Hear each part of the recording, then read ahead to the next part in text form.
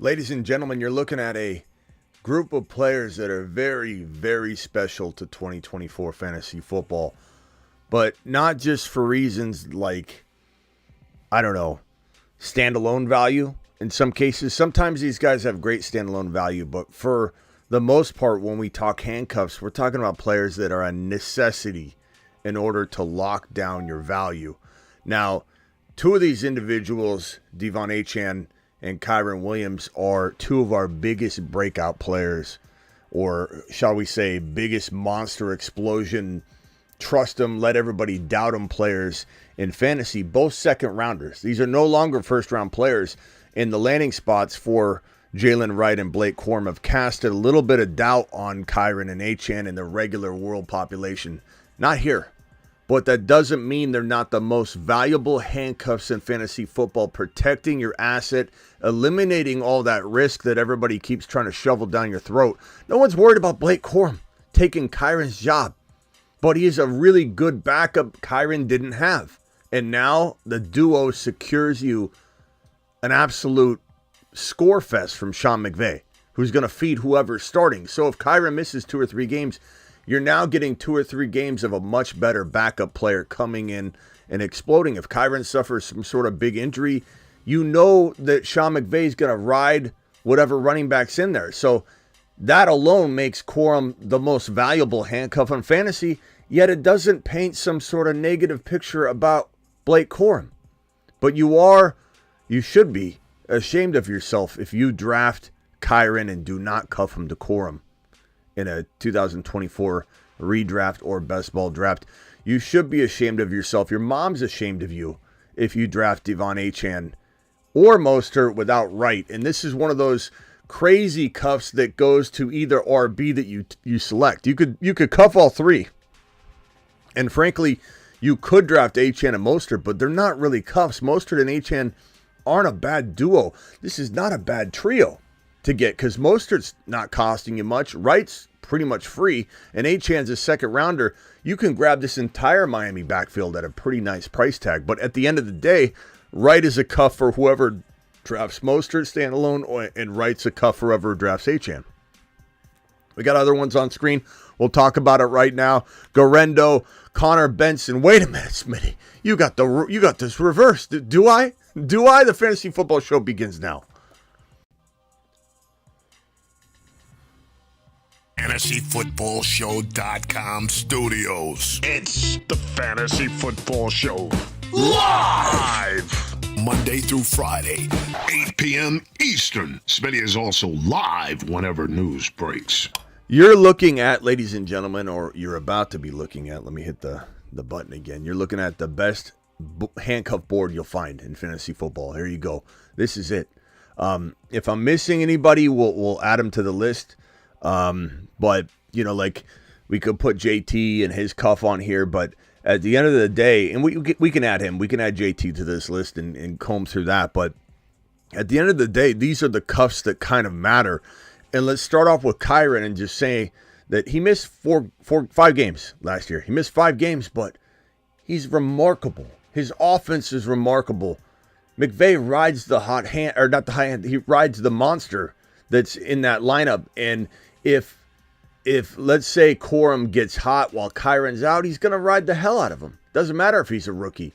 So Sean McVay sticking to one running back, totally committed to Kyren Williams. This is going to be an absolute lock for top 5 running back production. You draft Kyren Williams with Blake Corum, it is 100% a monster lock, smash, home run. Don't forget about it. You could almost even go lighter in your running back depth because you have this lockdown in LAR, and it's just like you're guaranteed about 15 rushing, or let's call it 15 total touchdowns, but that's what Kyren did on 12 games last year. You're almost guaranteed we'll call it 14 rushing touchdowns, 2 or 3 receiving, without starting both of them ever. We're talking about rotational if you need to, 17. One player starts out of the tandem of Corum and Kyren. Now, Christian McCaffrey and Garendo is a little bit harder to navigate because you got Eli Mitchell clearly ahead of Garendo at this moment in time. However, he's always injured. He's not as good. We don't know if Jordan Mason's going to climb up above Garendo or stay above Garendo. He probably is currently above Garendo. We don't know if Shanahan's going to doghouse like he does rookies a lot, doghouse Garendo. However, running backs get doghoused a little less than wide receivers and other positions. So we have seen Shanahan treat rookie running backs a little bit different. So there we go. This one right here is probably the most interesting out of all of them because Benson's the one I want.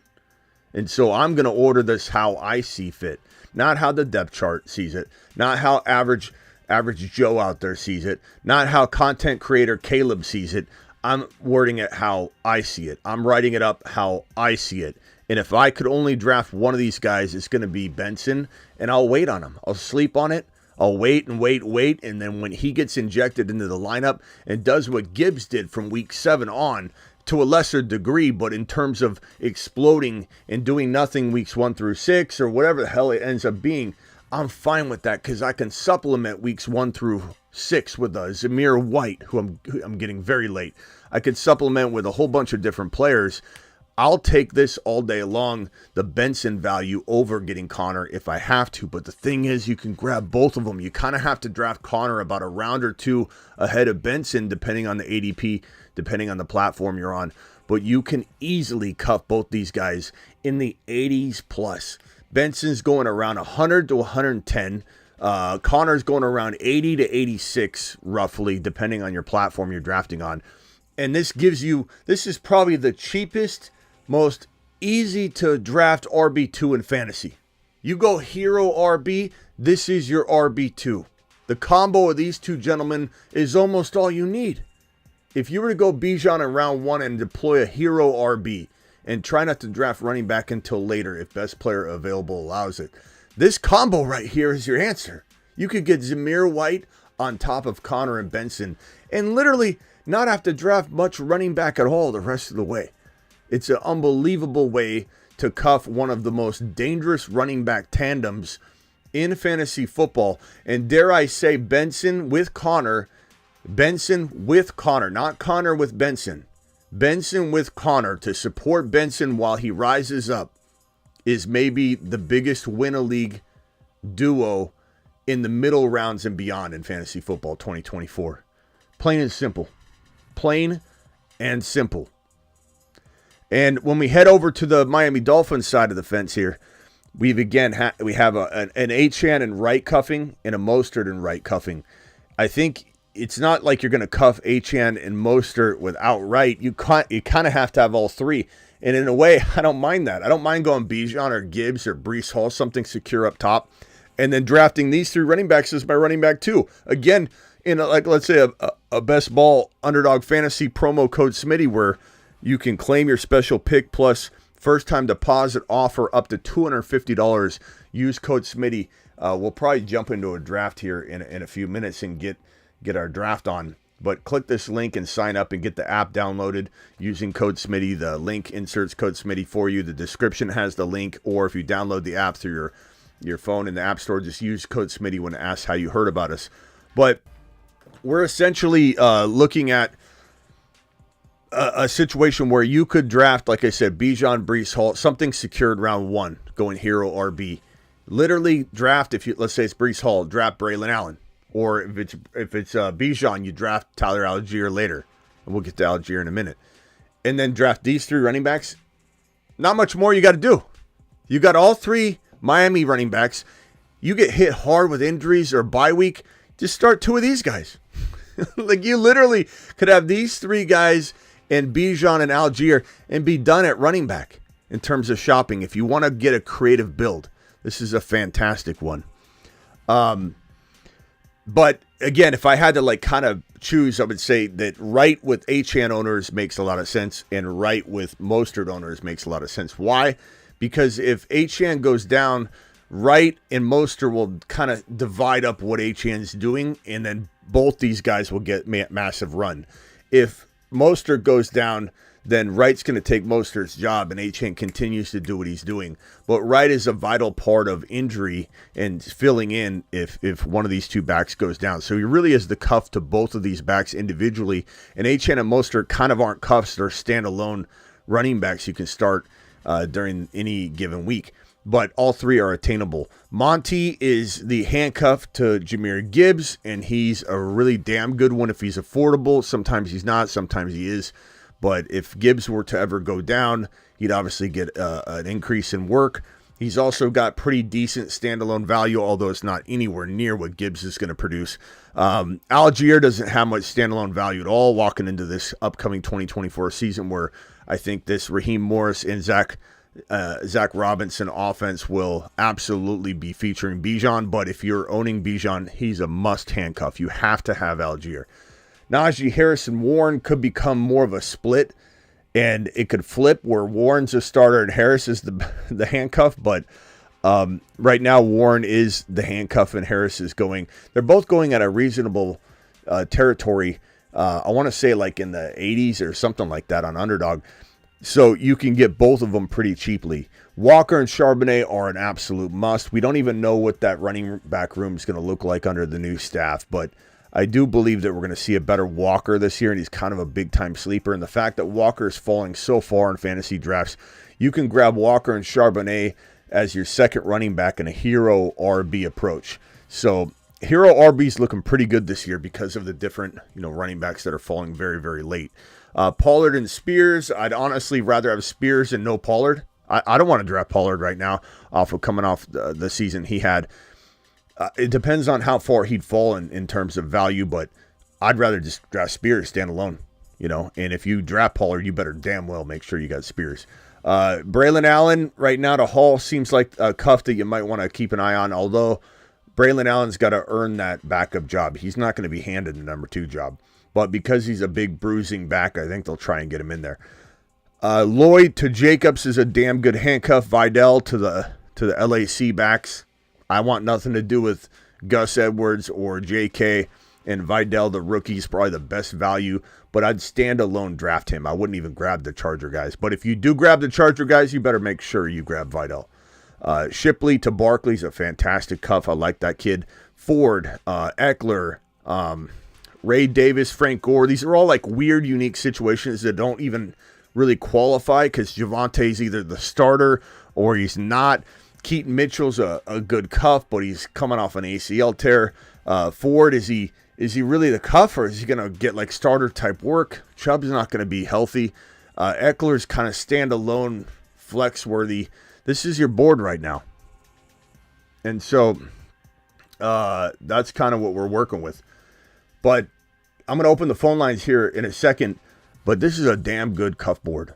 And if I missed anybody, you can dial in and we'll add them to the board. I did this spitballing about 15 minutes before the live stream started, so I definitely could, reorder them in some capacity tonight, if not tomorrow. But, man, it's fantastic. Chase Brown and Moss are also, that's a good one. We'll put that one on the list. Dial into the show. Dial into the phone lines brought to you by The Attic. Call into the show. Call into the show. Dial into the phone lines brought to you by The Attic, theattic.shop. Yeah, I guess we'll put, let's see. I'm going to raise Monty. I think Monty needs to stay at the top of the secondary list. But if we raise Monty up, we could probably put, I don't know how far down Chase Brown would be. Kind of feel like, Warren is still more valuable. I feel like Charbonnet and Walker's pretty close to Chase Brown and Zach Moss. I like Zach Moss a lot, and his value is fantastic. And you can kind of grab both of them, similar to the running backs we've been talking about. Like you could grab Zach Moss and Chase Brown together, just as much as you can draft Benson and Connor. So it's pretty damn good. I'd probably say I'm going to move Charbonnet and Walker up above, and then I'll put Chase Brown right here in between Spears and Charbonnet, and this is debatable. I mean, I could easily see somebody having a little bit different order, but let's put Chase Brown right here. And so Chase Brown, hold on a second. Brown, and then we'll make this one Zach Moss. I love for some reason I did not love Moss early on in the offseason, and I wasn't like super thrilled. You can even go back and watch. I was not super thrilled when they signed him. I think because my expectation was, damn, they're gonna bring in Barkley. They're gonna do what the Eagles did. Just understand what time it is. Figure it out. There we go. Brown and Zach Moss. I think that's pretty fitting. But it's been growing on me. I mean, Zach Moss was so good in Indy that when JT came back and was signed to a massive contract, they were still getting 50-50 work. That's how good he was. Kendre Miller definitely needs to be on here. That's a good one. That's one that I missed. I guess I'd probably have to say Kendre Miller. Damn. I guess he would go above Charbonnet. If I'm being honest, I think we got to move all these down. That's the bad part of having this the way that I've done it. It's very, very nice looking, but I have to like one at a time these because of the way that it's set up. But yeah, I think Kendre Miller's got to go. Damn.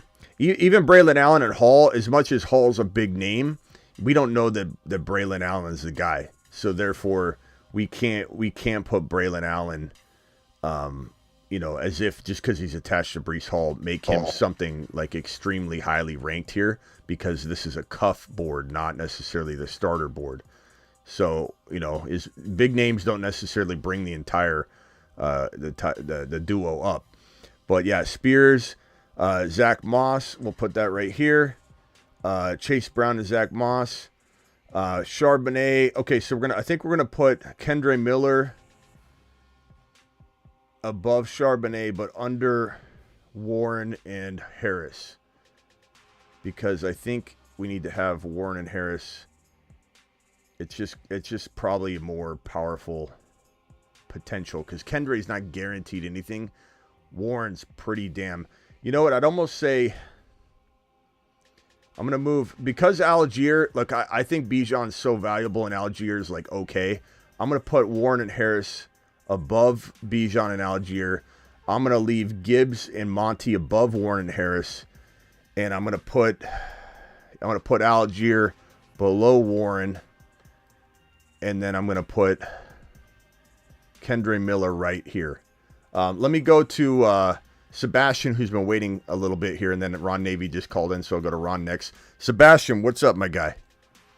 So I'll put Kendre Miller. Smitty, I think you're a little high on Grendo, putting him at number 2, just because the room hasn't really been set. Because, I mean, Shanahan might just stick with Mason. We've gone over this, bro. Mitchell for year one. We've gone over this and over this. I mean, it's a guessing game at this point. Do you know how many people said the exact opposite when we first were having even this discussion? We're like, okay, how good can Grendo be? And how many people were like, you gotta put Grendo, he's so much better, he's gonna totally fly by Eli Mitchell. Like, this is a guessing game, Sebastian. At some point we got to make a call. You can't just sit back and wait for it to happen, and when it happens, go, let's jump on board. So I hear you there, and I've said this before, there's risk involved in trying to assume, and I said that at the top of the show, there's risk involved in trying to assume that Eli Mitchell doesn't keep the job. Garendo's going to start behind both Eli Mitchell and Jordan Mason. But what I do know for a fact is that those two guys have not wowed Shanny in quite some time. So it's my, that I can agree with. It's my guess that if Garendo is anything close to what we think he can be, he's going to leapfrog them. But if Garendo isn't, then, it is what it is. But I said this at the top. You're running the risk of cuffing Garendo to McCaffrey, leaving Eli Mitchell out, and then not having the cuff. So my ultimate advice would be, and some people can't stand this, but my advice would be, hey, the one thing I could say is I'll put, you know what I'll do? I almost want to put, The reason Connor and Benson aren't higher is because Connor's the cuff to me. if you were to flip this and say, Smitty, let's assume Connor's the starter and we're drafting Benson. Oh, he would be number 1.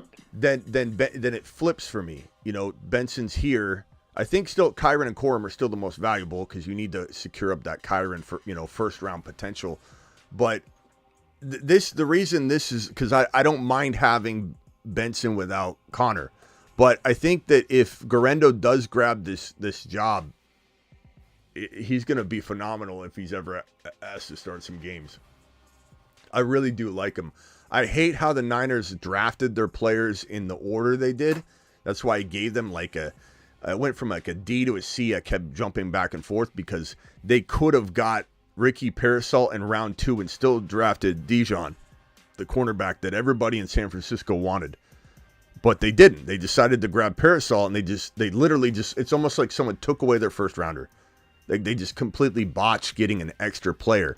And even if Parasol got grabbed, they could have McConkey, confirmed. So McConkey and Dijon was better than just getting Ricky Parasol. When they don't even need a wide receiver right now at this moment in time. It was not a good draft. No matter how many good players they have that we like from a fantasy perspective, it was not a good draft because they panicked. They botched it. But Kamara, let me put Kamara over here. Okay.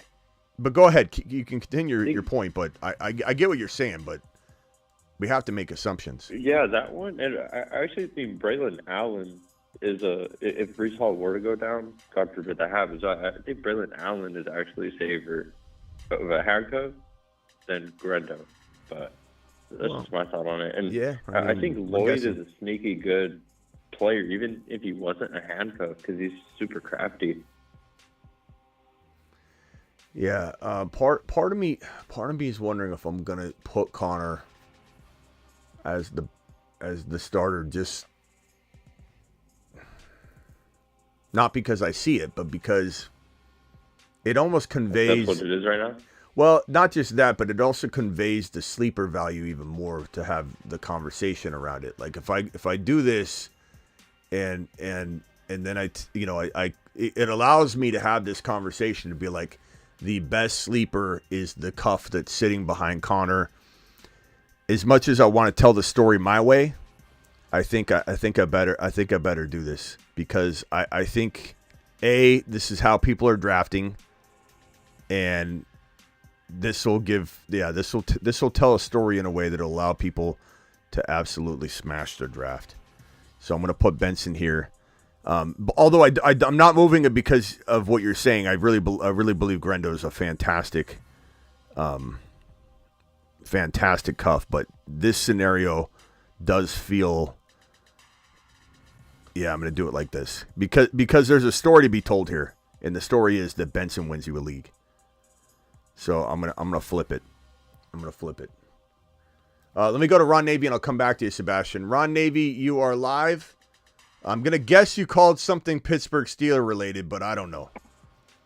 It's usually what triggers a phone call from you. The only reason where that Benson and Connor, because you don't believe in Connor. No, but, I do. I do believe in Connor. No. Last year you were totally against Connor. No, I'm saying this year I love the combo. I believe in the combo, but I do believe. I believe Benson will. Love Benson. Yeah, I love Benson. But Benson. Connor's going to be the starter. Benson's not. Well, we know that, but how long? Connor's not going to get injured. So. Oh, okay. Benson might. I don't think Connor's going to get injured. Okay. But I think a more of a cup is you need that Gibbs and Monty cup. You need that Bijan and Aguilar cup. You need those more than you would a Benson and Connor cup, or even a Kyren and Corum cup.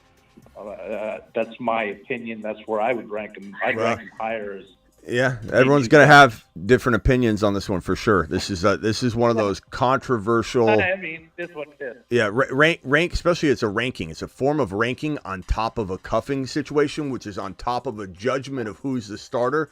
This is probably the most controversial ranking board I could put up on my channel because it has all those components. People want to argue who's the starter, who's not going to get hurt, who's valuable on top of rankings. Get out of here.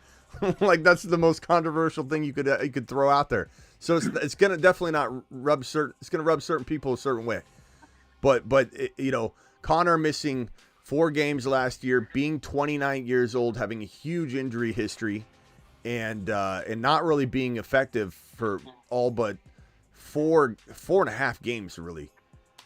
He was really good in 4. He was okay you could call it good in another, and he was really bad the rest of the way. So Connor was super inefficient at times, and then very efficient within a 4-game span. So given Benson's a league winner to me, I'm clearly going to see that one different than you. But the thing I love about the Connor Benson is you can grab Connor in the 80s, even 85 I've gotten him, and I've gotten Benson as late as 110. And so that is one of the most dangerous running back 2s you could find in fantasy. And as you can tell, I'm promoting the duo, so I don't hate Connor. I just believe Benson will take over. You finally this year, you finally get to root for your Cardinals, who they're putting a heck of a team together. I know. You finally get to have some pride in your Cardinals. Oh my God! So I don't think you want it. Yeah.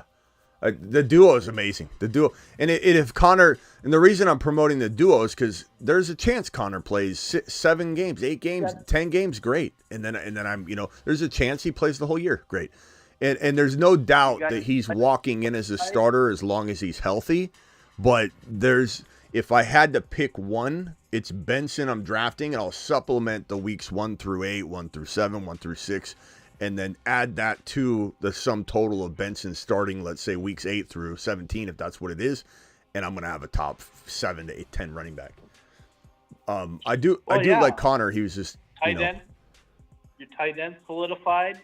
Murray should be a lot better than he was last year after coming back from that injury. And you got Marvin Harrison. So, you guys are looking good this year. Yeah. It's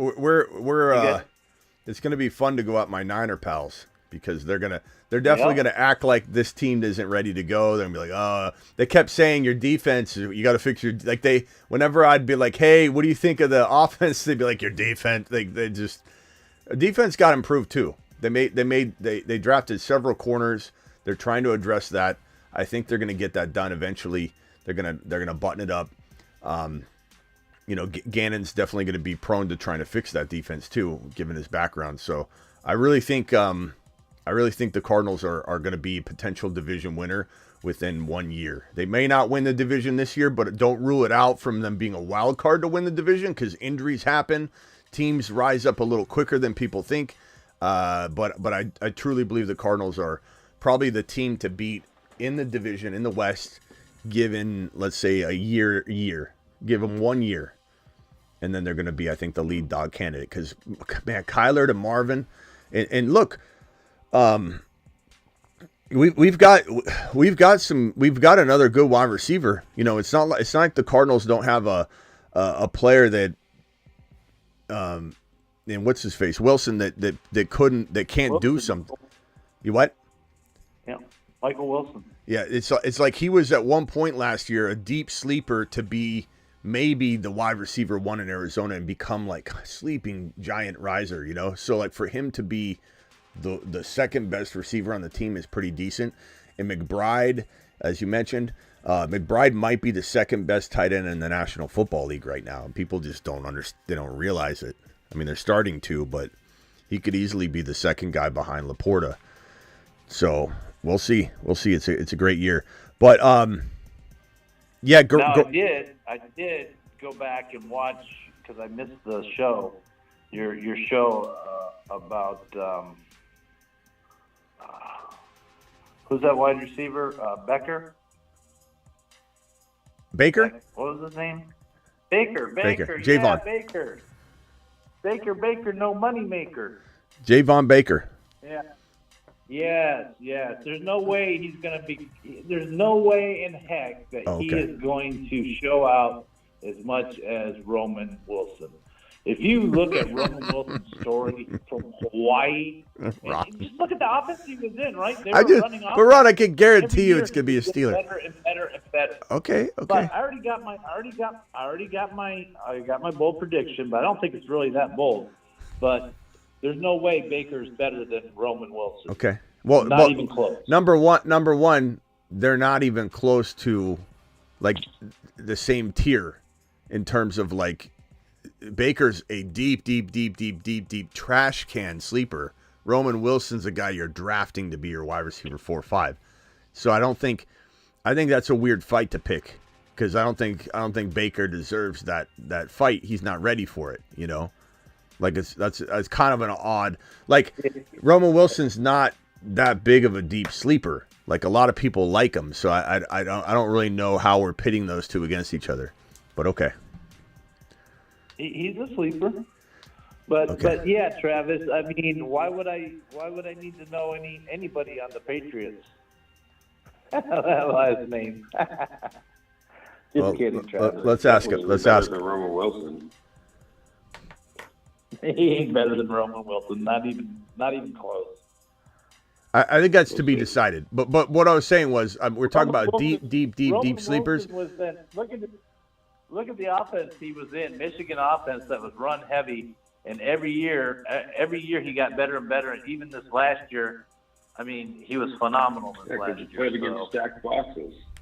And he has a no-quit attitude, and he doesn't have to yap his mouth about how he's a top 10 receiver. You're either gonna hate that because he knows he's not. You're either gonna hate that or you're gonna like it. He knows he is. He doesn't have to yap his gums like him or even Pickens. Ron. Pickens get off he Ron's pisses me lawn. off because he does the same thing. Yeah, get off Ron's lawn. And in fact, I wouldn't be surprised. I wouldn't be surprised if Roman ends up being the number one wide receiver in Pittsburgh over Pickens. Yeah, you know it's coming. Well, I mean, Ron, that's okay. That's fine. I mean, the truth is, you don't know. You don't know. I don't know. None of us know. There's no absolutes here. This is what it's all about, right? Right. We're making. Right, but I think we could all admit that, like, with Pickens there's some obstacles, and he could overcome them, sure. Like, there's a world where we can have that conversation. Run all the routes. Pickens cannot run all the routes yet. Well, I think saying Roman Wilson's going to overtake Pickens before we even see what goes on, I think is a little too bold for my taste, but I like Pickens. I think Pickens is an unbelievable talent, that is a diva that I do worry about, but I don't know. I don't think Roman Wilson's going to come and take over Pickens. I just don't think I think your expectation there is a little too high, but that's what we're here for. That's fine. You can have those expectations. This cuff board's going to bring out a lot of weird feelings because, I mean, it had already got Ron's juices flowing, and now he's, defending Roman Wilson. But let's get back on point because this is a cuff video. So, Travis. I talked about the cuff first. Yeah. And then I commented on your video after. I got you. No problem. There's no problem with that. I'm just saying, let's get back on track here. And I want to ask, Travis, you're the one that brought up Miller. When I was making this, I thought of it and then I forgot it. And I was spitballing it. I'm pretty decent at spitballing without like a list and check marking. Like, it was all just in my memory. And I looked at a couple lists a couple times and I just, tried to retain it all. And I let Miller slip out. But I inserted him here. And again, everyone's preference here is going to be all over the map because some people are going to doubt, Najee and want Warren higher. Some people are going to say Harris is the guy and not even like Warren. Some people are going to believe that Walker's not losing his job and the new regime's going to give him all the work. And some people are going to go, I think Charbonnet takes over. Like Pollard, Spears, it's going to be preference up and down this board. But for the most part, given that Monty's a heavy hitter, given that Warren could be a heavy hitter, given Algier is a pretty damn important backup to a top 1 to 5 running back, this feels about right for me to insert Kendre Miller. And I think Kendre Miller has a little bit, not a lot. I'm not saying he's the next Kyron Williams, but he has a little bit of that. You're going to write him off because, and we loved him coming into the league as a rookie, but because he failed us, we're going to have a tendency to write him off. And I think we need to be careful not to do that. I've been very, very vocal about that and reminding myself because I keep forgetting over and over and over. I forgot to put him on the list. That's how much I keep forgetting about him. And I want to make sure I don't end up overlooking him because of my disappointment factor. So Kendre Miller here, Kamara's 29 years old, showed signs of drop-off, as did Eckler and every other 28-year-old running back last year, including Aaron Jones, including Kamara, including Eckler, including anybody else that was 28 years old. Mixon as well.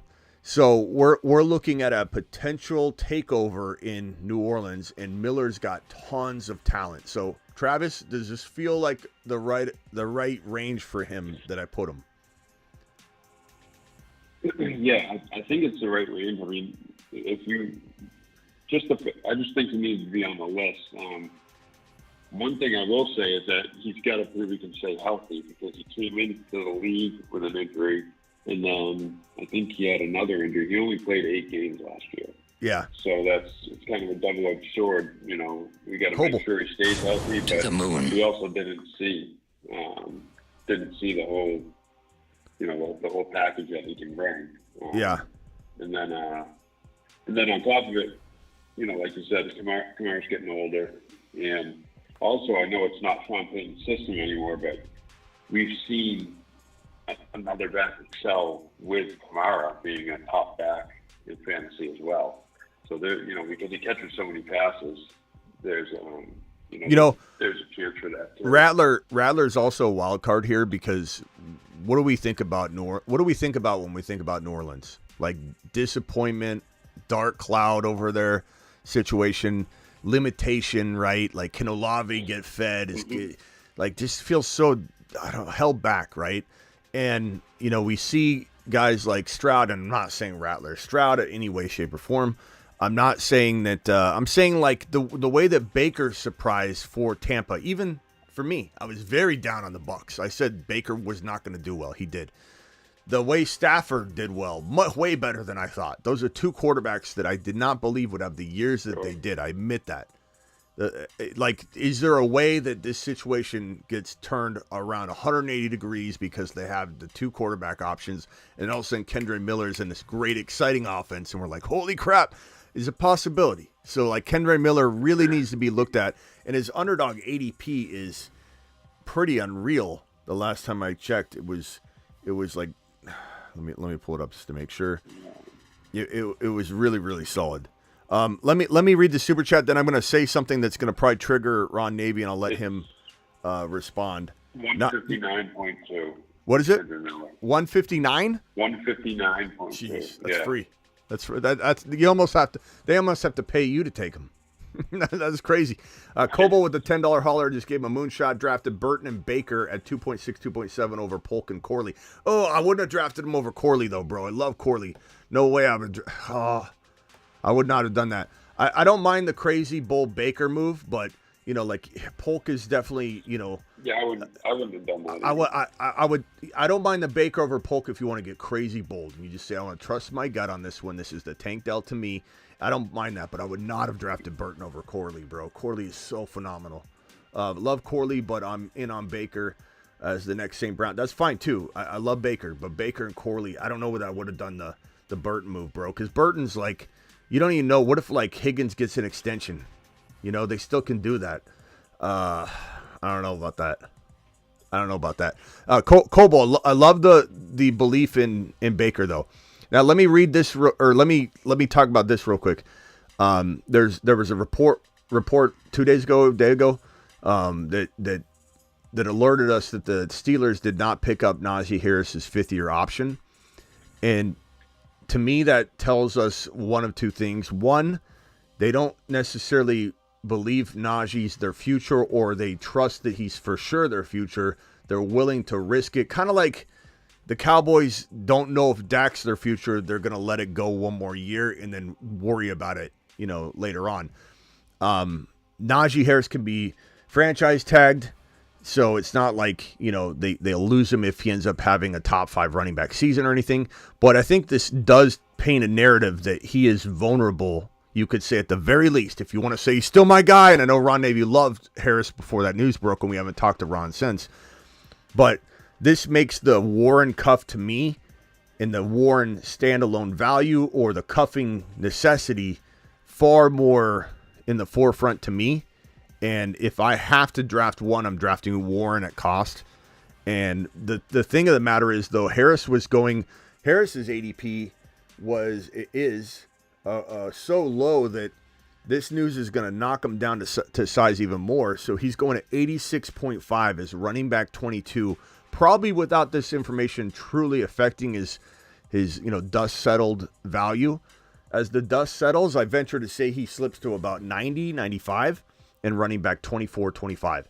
And so I guess you got to ask yourself, is there any better combo than Warren and Harris cuffed together in late 80s and beyond, and James Conner and Benson cuffed together at late 80s and beyond? Because you can get both of these combos, both of these running back rooms in the 80s and beyond. Like, to me, if I'm going hero RB, taking one RB in the beginning of the draft and not drafting RB till the 80s or 90s, this is my plan. Like, I'd much rather have the Benson Conner, personally. But Ron, what do you say about this duo here? And really, it doesn't matter what you or I say because they're both attainable in the 80s. So you could take either stance, or you could say I love Harris and he's going to be fine and still cuff him, or I love Warren, he's going to be the guy and still cuff both of them. Like, it almost doesn't matter what we say. We can be completely disagreeable on this, and it doesn't matter because you can easily get both of them. But I am curious to know what you think of Harris and Warren. Yeah, it's not a big deal that they didn't pick up anybody's fifth year option. They didn't pick up Fields' 5th year option. They didn't pick up anybody. It's basically get out there and prove it, contract year. So I think it lights a fire under Najee to perform this year. 100 times, 1,000 times better than he did last year. So it doesn't faze me. And all the Pittsburgh talk shows and all that, they weren't worried about it either. Prior to Pittsburgh refusing, they said, they don't care if they pick it up or if they don't pick it up. If they pick it up or they don't pick it up, it's really not much of a difference. Like you said, they can franchise tag him. Yeah. And so, I mean, he's still young. He's not old yet. He's still got, a couple good years left at least. Listen to this. Najee Harris, 86.3 overall ADP. Connor, 88. Yep. He's 88. Connor's 88. Jaylen Warren, 93. Trey Benson, 101. Dare I say, if you went 0 RB, and these are all so close, you might run the risk of not getting one of them. But what if you had Connor, Benson, and Warren Harris, and you drafted all wide receivers, tight ends, and quarterbacks, if best player available allowed it? That'd be kind of a crafty running back room. You'd probably throw in a Zamir White or a Zach Moss in there. That'd be pretty crazy. Yeah, I mean, and if somebody trips you up on one of the combos, you can always go after the other combo. No, I mean both of them. I'm saying both of them. Go 0 RB. Don't draft a single running back until the 80s. I understand that, but let's say you're planning on going Benson and Connor, and somebody takes Benson and you're like, or Connor first or whatever. Yeah. So that kind of screws you up in handcuff. You still got Harris and Warren there that you can go after. Yeah. Either or.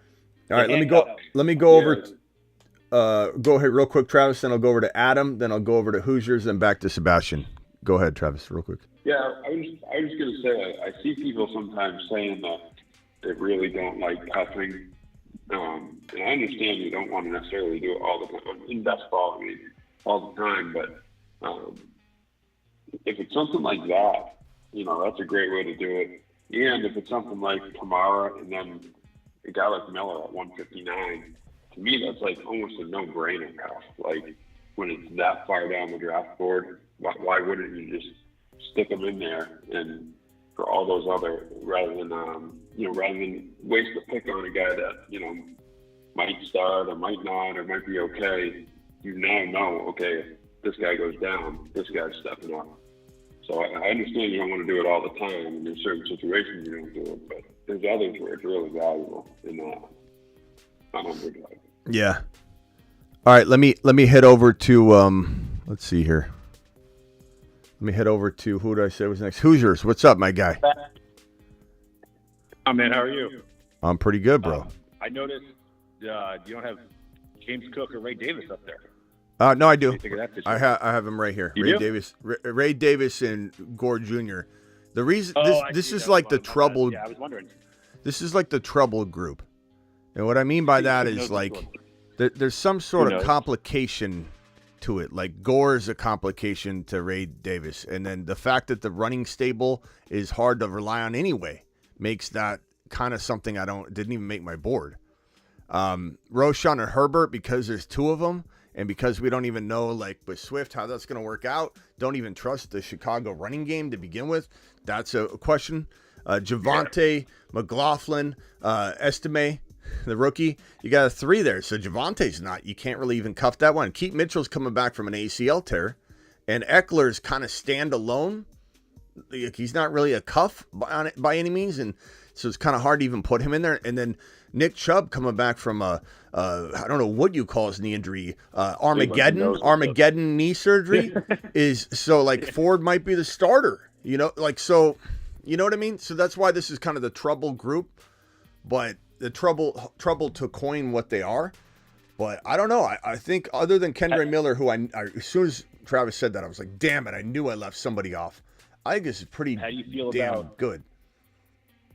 Trey Sermon, Eric Hall for JT?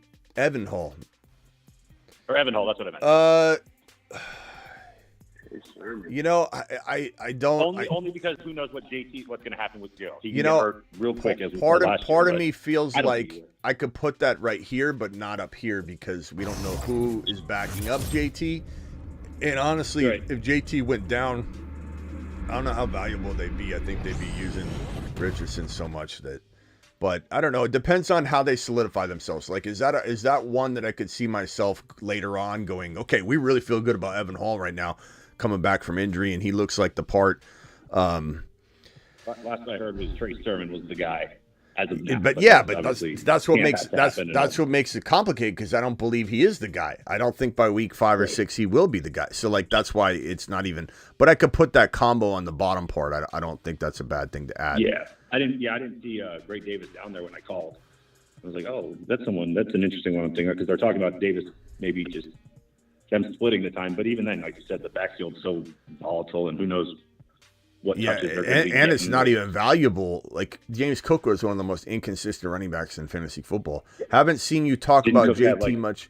3 touchdowns or something from something crazy. Yeah, Alec, I talk about JT. The problem is I do 2-hour shows, 2.5-hour shows, and I can't timestamp stuff. And You always would. yeah, but I mean, I promise you, we talk about pretty much everybody every day and a half. So. Oh yeah, I know. I just thought No. I'm reading Alex. I'm reading Alex's super chat. I'm not talking about. Got you. So yeah, Alec, I would probably say, I would say JT to me is below HN. He's below Kyron. He's below Garrett Wilson. He's below, all those guys. But like once you get even Barkley, I have Barkley ahead of JT. Once you get below Barkley, that's like mid second round to me.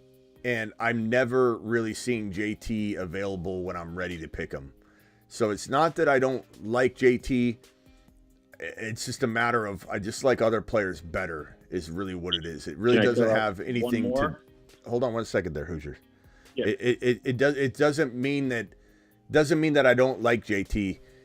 It just means I like other players more. Sometimes people take that as a negative and they say, hey, Smitty, how come you don't like JT? How come you don't? I'm never once saying I don't like JT, but JT did have his running back one season that he did have was if you were to throw that into any other regular year, it wouldn't be the running back one. His running back one season was the lowest running back one season we had seen in a while, and it would have been like running back 3 or 4 in a typical year.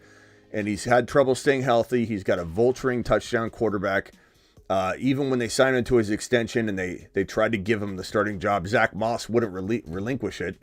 So there's some concerns, that at least put him mid-second to late second round for me, which is still very respectable. It's putting him in my top 18 overall players, but people get mad when he's not 12 or 13.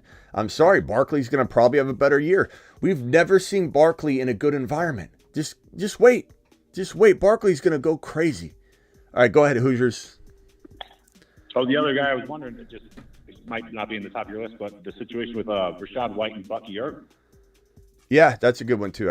People really didn't like Rashad White to begin with last year, and he had a pretty good year. But now they're saying Bucky Irving is kind of the same guy, a little bit better though, and he might just I could see that. He could just take it over completely. That'll be an interesting watch for sure. I could see that in that one. That's a good one. Let me go over to Adam. Adam, very blessed indeed. What's up, my guy? Hang tight there, Hoosiers. I'll come back to you. Hey, how you doing, Smitty? Yo. I see that. I like your idea. I think you should take all three of the Miami running backs.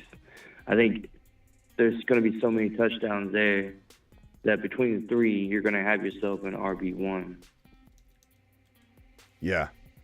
I think that especially if you do the hero RB using Achane, then you go Mostert right later and then a Zamir White, you're going to feel really comfortable because you're going to have essentially your RB1 locked in, and there's plenty of times you're going to start Achane and Mostert and your Zamir White anyway. Like you have three, you almost have your flex spot guaranteed just by cuffing.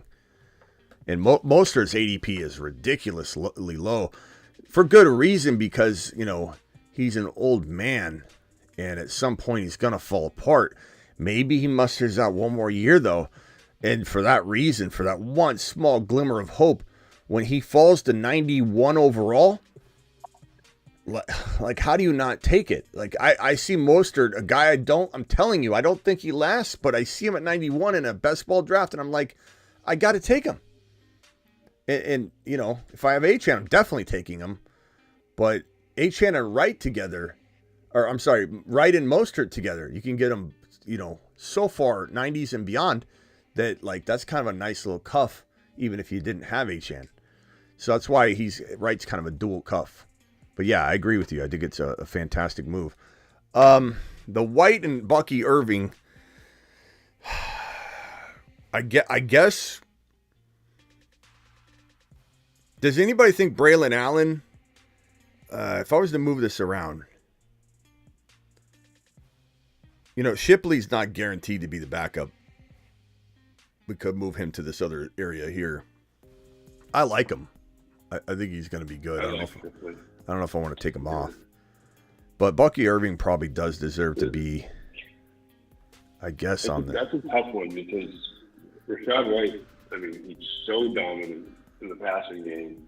And I know he had a low yard per carry, but I think we'll find out pretty quick if that was 100% on him or if that was because the line was struggling a little bit last year here and there. Or, I mean, they do have Sean Tucker. I think they do have Bucky Irving, Chase Edmonds, and Sean Tucker. So I bet you that I think that's more of a down here problem until we see Bucky Irving rise up. I like Bucky Irving, I do, but I'm kind of with Travis on this one. I kind of feel like we have no guarantee he's the backup number one. Irving's very similar to White. Because Chase Edmonds is pretty decent himself, and Sean Tucker we all loved, you know, as a rookie, and he went through the medical stuff and didn't get to participate in the combine, and his value just tanked. But I'd almost say like Irving and Edmonds is like a complicated situation. I spelled it wrong. So I'm going to put it here. It's a good one to add. It's a good one to add, though, but I don't think it's going to unseat anybody. Rashad White's quite a bit bigger than him, though. Yeah. Let me go. Very blessed. Hang tight real quick. I'm going to go back to Sebastian, unless you just talked. Sebastian, you got anything else? And then I'll go back to Ron and then back down. I got to say, I don't really like drafting Mostert unless you're going to lock down the whole Miami room. But as far as like Mostert, like drafting him on a non-stack, I wouldn't touch that at all. But he is a really good cup if you do lock all three of them down. That's just my take on that. I mean, I don't hate the take. It's definitely got its pros and cons. He's injury prone. He's older, but he did finish the year still on his feet. And I think at 90, what are you risking? At 90, we're talking about what? At 90, we're talking about. I mean, I guess Jonathan Brooks could be there. You take Jonathan Brooks, yeah. Like I'm not taking Mostert over Benson or Jonathan Brooks, but like if you get to, I don't know, Singletary, Gus Edwards, Chase Brown, I wouldn't mind going either way. Zeke Elliott, no thank you. If those are the only guys on the board, though, there's bound to be a better either quarterback or receiver or even maybe a tight end. I don't mind Mostert. I'm a little bit in disagreement that I avoid him, as a standalone draft pick. But I will say to you that if Zach Moss, Brooks, Jalen Warren, Trey Benson, Jonathan Brooks are there, even Eckler, I'd probably take those guys over him. And to be frank with you, looking at the ADP again, if I'm waiting on all those guys, I bet you Mostert's off the board 8 times out of 10 by then. So I probably am sharing that sentiment with you more than I think if I'm on the clock, because I think somebody will reach on Mostert a little bit. But I don't mind the cuff. I love, if I have Achane and I'm going after Wright and Mostert, I might not draft a couple of those guys just to secure the trio in best ball. So you got the whole backfield, and then you only got to hit on a Zamir White or Trey Benson or Jonathan Brooks. You only got to hit one of them. Yeah. But you're probably going to start 2 of them on a regular basis because, you're going to start Mostert. If you draft him, you're going to start Mostert at least until you figure out that he's completely dropped off. I mean, you can't sit Mostert unless, you're stacked. You might be stacked at RB, and then you could. But Mostert is the kind of guy that, like, in week 1, he could do something great for 1 month and then fall off. If he's going to do anything good, it's going to be early on before the tread completely falls I off. was talking about best ball. Oh, and best ball, yeah. I best ball even more so than Mostert's a good pick standalone. But yeah, I'm talking everything. I'm talking both. All right, hang tight. Let me go back over to Ron. Ron Navy. Anything else standing out to you? No, I think that it's gonna be an interesting year. Yeah. I like how these drafts are.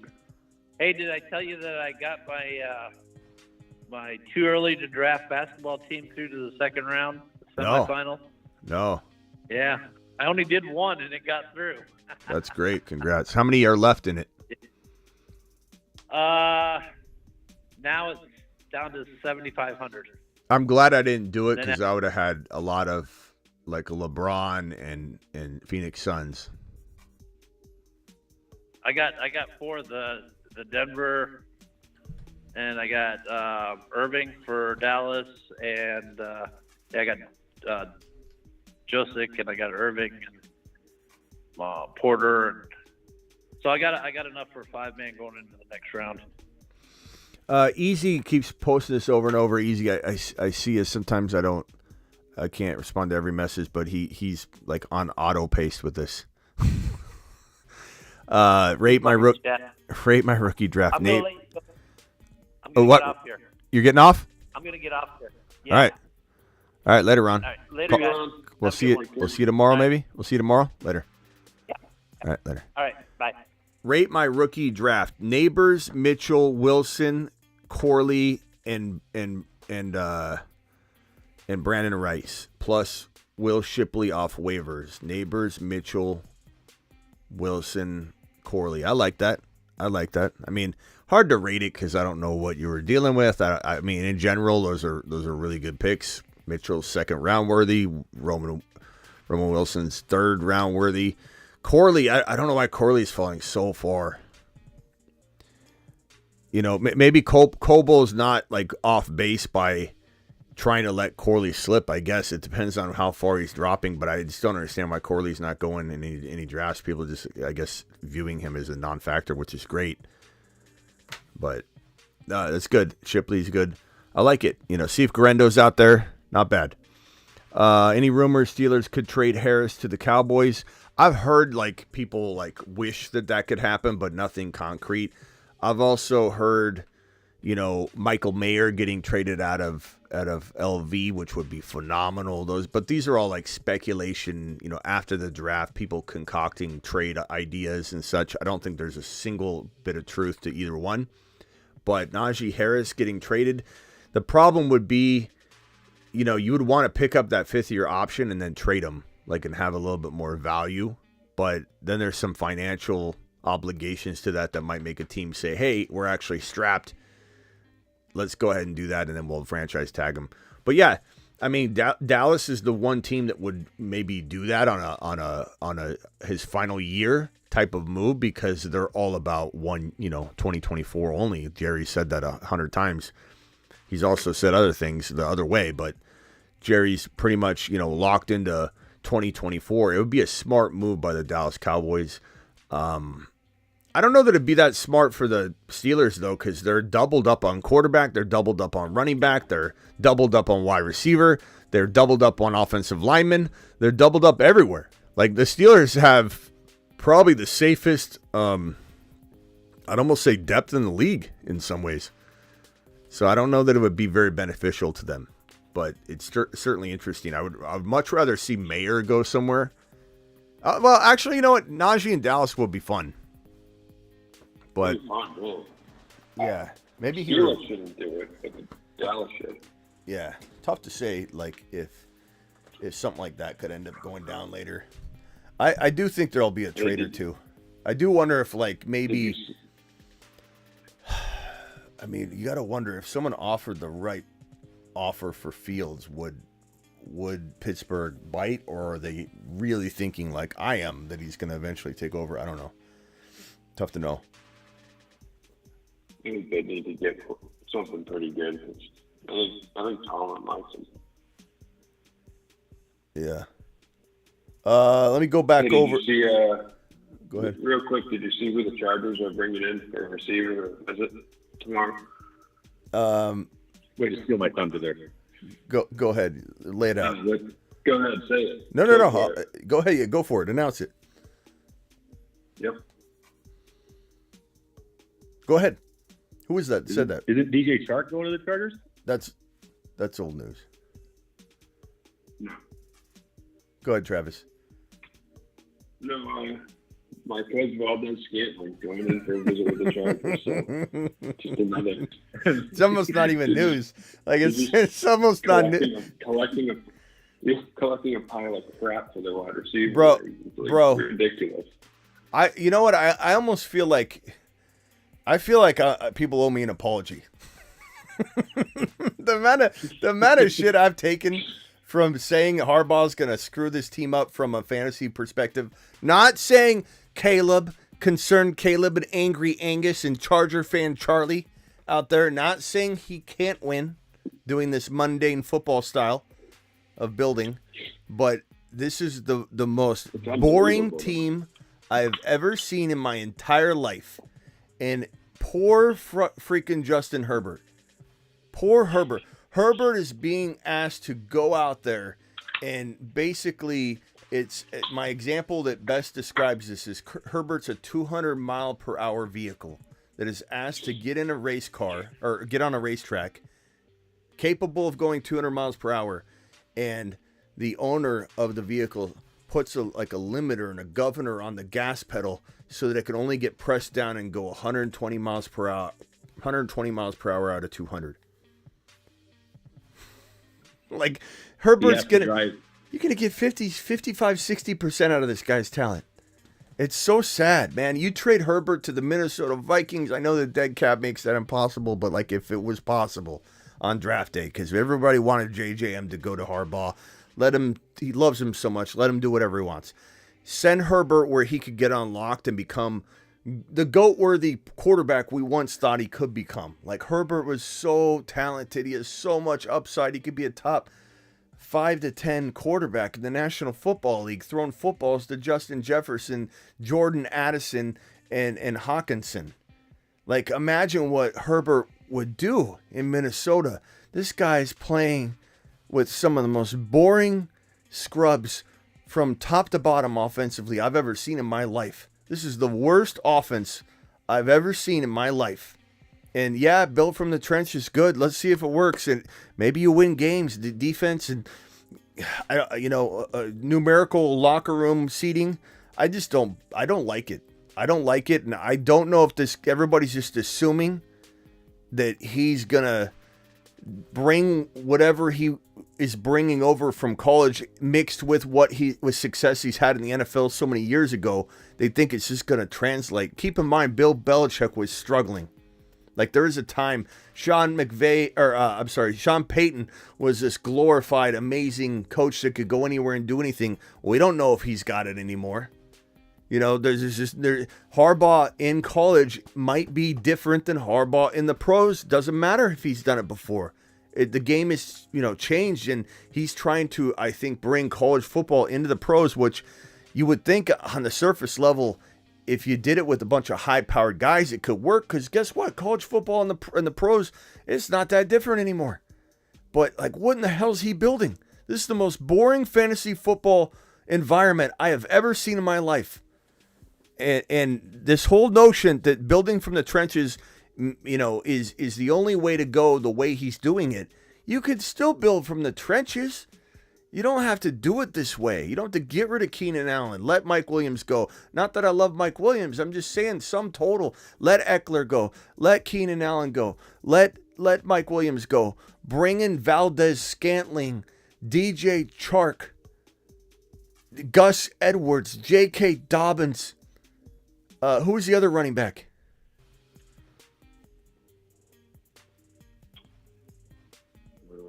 Another one? We brought it a different one. Yeah, they were looking at somebody else too. It's like, what in the hell, bro? It's like, hey, raise your hand if you're the most mid player. Okay, you're qualified.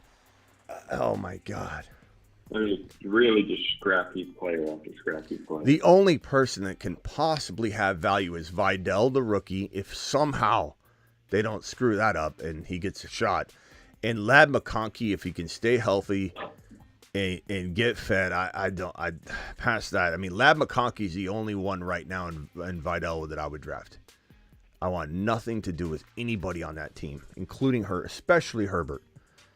Unless Herbert's QB, his ADP is really bad. So it's not like he's costing you much. But Herbert's dropped all the way down below Trevor Lawrence, Goff, Tua. It's not like the market isn't reacting to it. He's 122 overall and QB 17. It's poor guy. Poor guy. I feel so bad for Herbs. Even their tight ends, like they got rid of Gerald Everett, which nothing special, but and brought in Will Dissly and Hayden Hurst, who are like they can block, they can catch a little bit, but like they really went like no elite offensive talent. Scantling. Lad, like you said. Valdez Scantling. Oh my God. The Joe Alt pick was, I saw it coming from a mile away. Well, who's next? He said that. Who's next? Anthony Miller? What are we doing? He's available. He got released. He's still out there. He got released. Bring him in. Man. He's available. Let's pick him up. I mean, good God. Man. Smitty, you said Herbert's like on a racetrack. I think he's having to drive that Dan that Harbaugh's been living in. Well, what's a better What's a better pun or a better? I should say. I like it, but he's got to drive the Dan on the racetrack. Yeah. What's a better example? Herbert is a 200-mile-an-hour race car, only allowed to drive 120 miles per hour in a race of his life against 200-mile-an-hour race cars. Okay, or he's a drummer in a church band, and he's the best drummer like you've ever seen, but he's playing this only this church slate of music that's real low key, and he's just got to drum to that. Like, what is worse? Motley Crue drummer. Yeah, it's like the Def Leppard drummer without one arm. Only Herbert's being asked to do it without any arms. Yeah, that's a good one, because you just picture the drummer just like sitting back there suffering. It's like putting the drumstick in your ear and trying to drum. No arms, no legs. Oh, and here's MVS, by the way. Ron Navy says not enough super chats. Boom, dropping a 20. Alert. Super chat alert.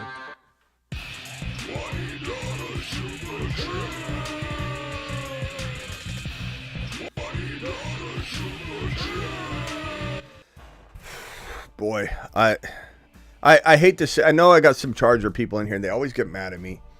And I don't get roasted much in here anymore on the Charger stuff. I feel like I've called it the entire way. But on Instagram or Twitter, Instagram mainly, I'll put up something kind of playing on the Chargers, like building the most mediocre team on the planet, and people just come in, Charger fans will come in and be like, this guy clearly doesn't understand that this isn't fantasy football. And I'm like, you clearly don't understand. You just walked into a fantasy football page. And they're like, you build from the trenches.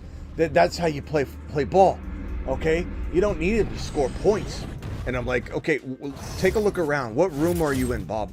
Oh, you're in the fantasy football show room. We're talking about mundane fantasy football production, Bob. Somebody dropped gifted memberships. Ron, thank you for the $20 hauler. Gifted memberships. It looks like Ron dropped 20 gifted memberships. Ron, thank you for doing that. Ron to the moon. I got to get the briefcase out now. Yeah, that I think that activates it. $50. Give me $50, holler. Get by the brother Smitty. Give me $50. Oh, yeah.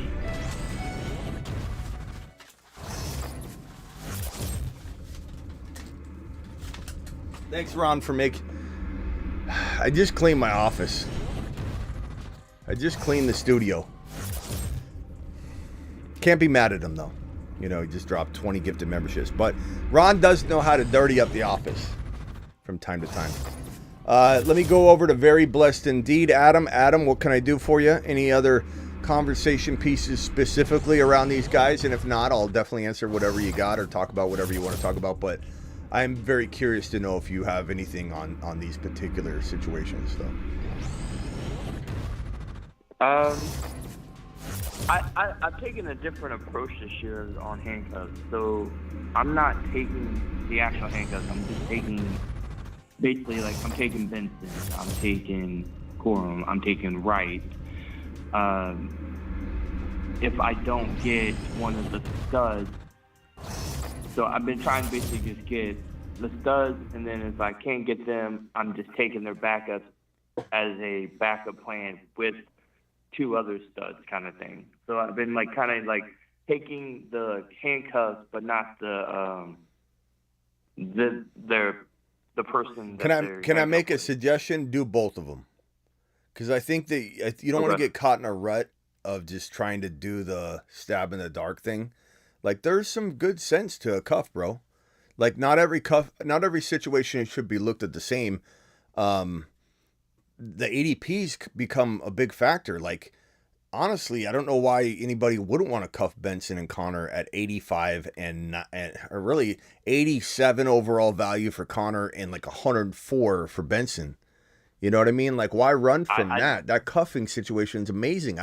I think if anything, you're doing yourself a disservice by not, especially in best ball, Underdog Fantasy promo code Smitty. I'll drop that link right now. We'll draft here in a second. I think you're doing yourself a disservice by wanting to have that, standalone value, and you're being gifted the combo, the duo. In Najee Harris and Warren, you can hate Arthur Smith, you can hate one of the running backs, you can predict Warren takes over, but good God, they're going at 85 and like 100 as well. Like, it's crazy to me. Another good combo is Walker Sharps.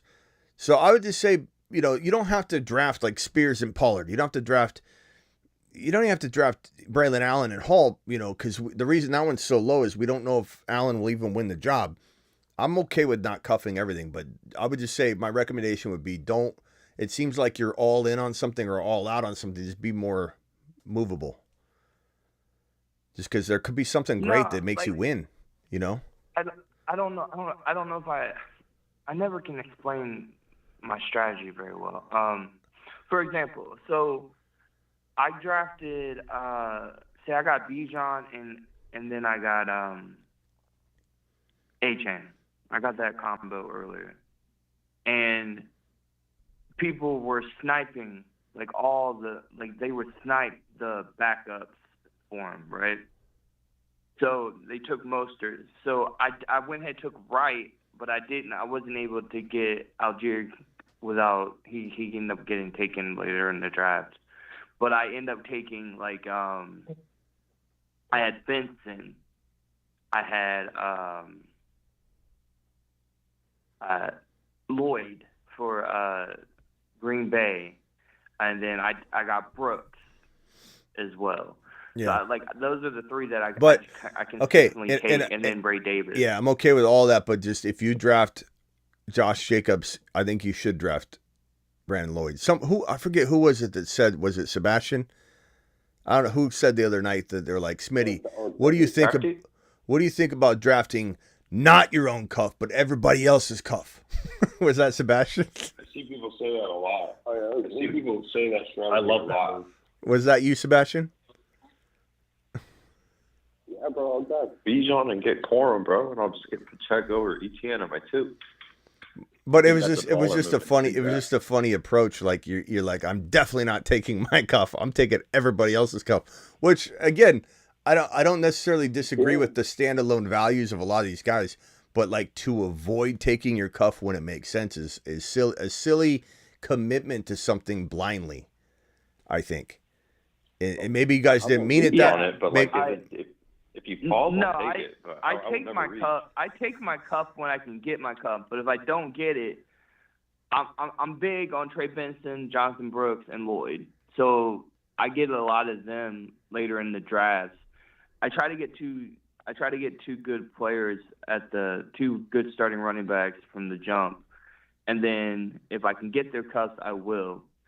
But I've noticed I'm able to get those three in particular and Ray Davis later in the draft, and I like my odds.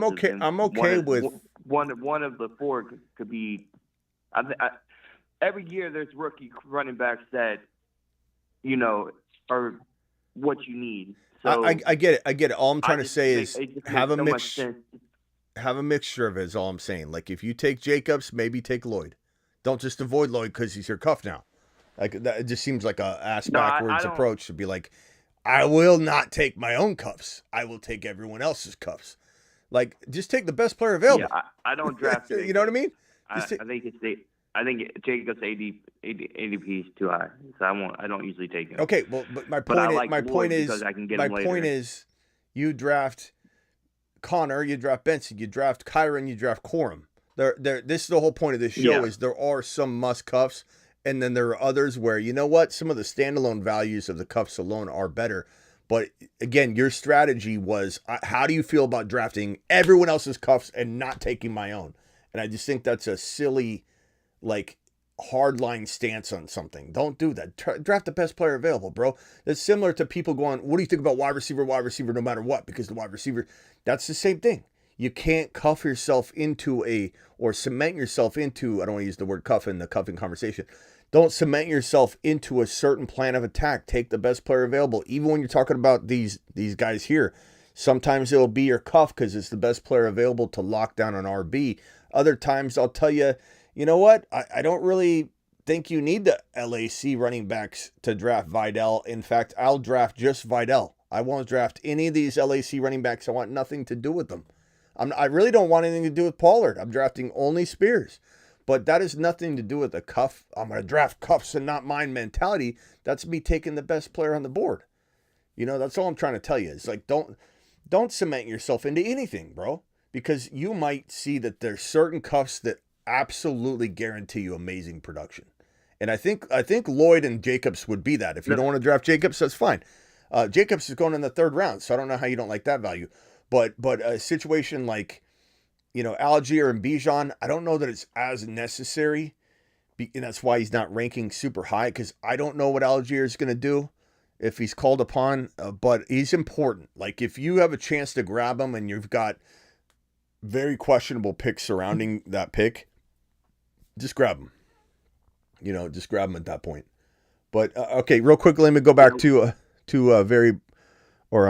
Travis. Hello? No, you can keep going around. Okay. Hoosiers. What do you got? Yeah, I kind of agree with Sebastian about the cup. It all depends on playing time. Like if I draft, I think what you're saying is correct also, Smitty, but like if I'm drafting someone in best ball, let's say, for that team, my plan is that person's going to do well and be healthy all season. So then their handcuff for that team specifically really has no value to me. Yeah, but it shouldn't be so hard lined. What if? I get it. Yeah, it depends on who falls. It doesn't make sense to me in best ball. Even more so, it doesn't make sense to me in best ball because if you have Connor and Benson, and you're guaranteed essentially all 17 starts of the best playing player. Not to mention if the injury happens, in the first quarter in best ball. Benson comes in as the game of his life in week 4 in his breakout party. You don't miss out on that like you would in redraft in regular fantasy. So I'm not saying you guys are wrong in wanting standalone cuffs in a lot of them. I'm just saying what I'm hearing right now from a couple of you is that you rather not draft your cuff and only grab other cuffs. Why don't we just take the best player available? I don't understand why we'd even consider that combination versus, hey, the best player available is a standalone Spears. That's going to happen. Hey, the best player available is a standalone Vidal. Hey, the best player available is a standalone Warren. But if there are situations that present themselves, you have to take those backup cuffing situations because Corum and Kyron safeguards your first-round pick or now second-round pick. There's never a situation where Corum and Kyron will both have the best scores of all the running backs to use both of those scores. I have a genuine question now. Like for people, for you who believes that it does that, why do you assume that they're going to be healthy all year? Because there's injuries all the time. So why wouldn't, if it's a great situation, like we're talking about, why wouldn't you want to cover? Especially if the ADP is healing only. Kyron can be out weeks 10 through 14, come back to the playoffs and win you your league. Yeah, and not to mention, in the meantime, Corum could fill in. Look, you could take here. Let me give you the example. Both examples. What I think is it Sebastian that was saying that? What Sebastian is saying he'd rather take a stab at let's call it Vidal. You'd rather take a stab at Vidal than Corum, I guess is what you're saying, because you could have not one for one at ADP. No. Okay, give me a Corum example of who you'd rather draft instead of Corum if you had Kyron. Tyler Algier. Why? The odds of Algier unseating one of your starters is so much lower than the odds of Corum starting 2 or 3 games and getting 100 and a touch in both those games and protecting and safeguarding your second round investment. I get what you're saying. You want more opportunities each week side by side versus eliminating Corum because of Kyron and vice versa. However, taking blank stabs at an Algier, you have to have Algier also in the lineup the moment that happens, bro. Do you know the odds of Kyron getting hurt? Do you know the odds of Algier? I'm sorry, of Bijan getting hurt and Algier going in the moment you're needing him to step up from, let's say, a Kyron Williams injury, or let's say he has a bad game. The odds of Algier being the starter that week are astronomically against you. It doesn't make any sense. That's why Sebastian. we have 150 teams. No, don't pull that BS on me again. You keep saying that every time you get called out on one of these weird things. You say 150 teams. The first time I was like, you're right. Do a little fun strategy here. Well, come on, Sebastian. Like that's nonsense to me. That you'd rather now if you were to say like Jaylen Warren or something, and you think Jaylen Warren's going to take the job of Harris, and you want Kyron and Jaylen Warren both starting like for 8 straight weeks together. That's something I could at least understand, but no, I envisioned what you said that you wanted to do the way you said it, and I'm totally saying don't do that. There's no shot in hell that drafting Algier and bunch of backup running backs that are not starters is better than securing Corum and Kyron and not having to worry about that spot. Kyron's going to carry you so many weeks. There's going to be few weeks if he stays healthy that you're even worried about that Algier pick trying to save you. And Bijan has to go down for that to make sense. And you got to have it all line up. Play at that ADP though. That's not even a starting running back. I can't talk sense into him. Sebastian, I appreciate you, but it's like talking about a brick wall in this topic.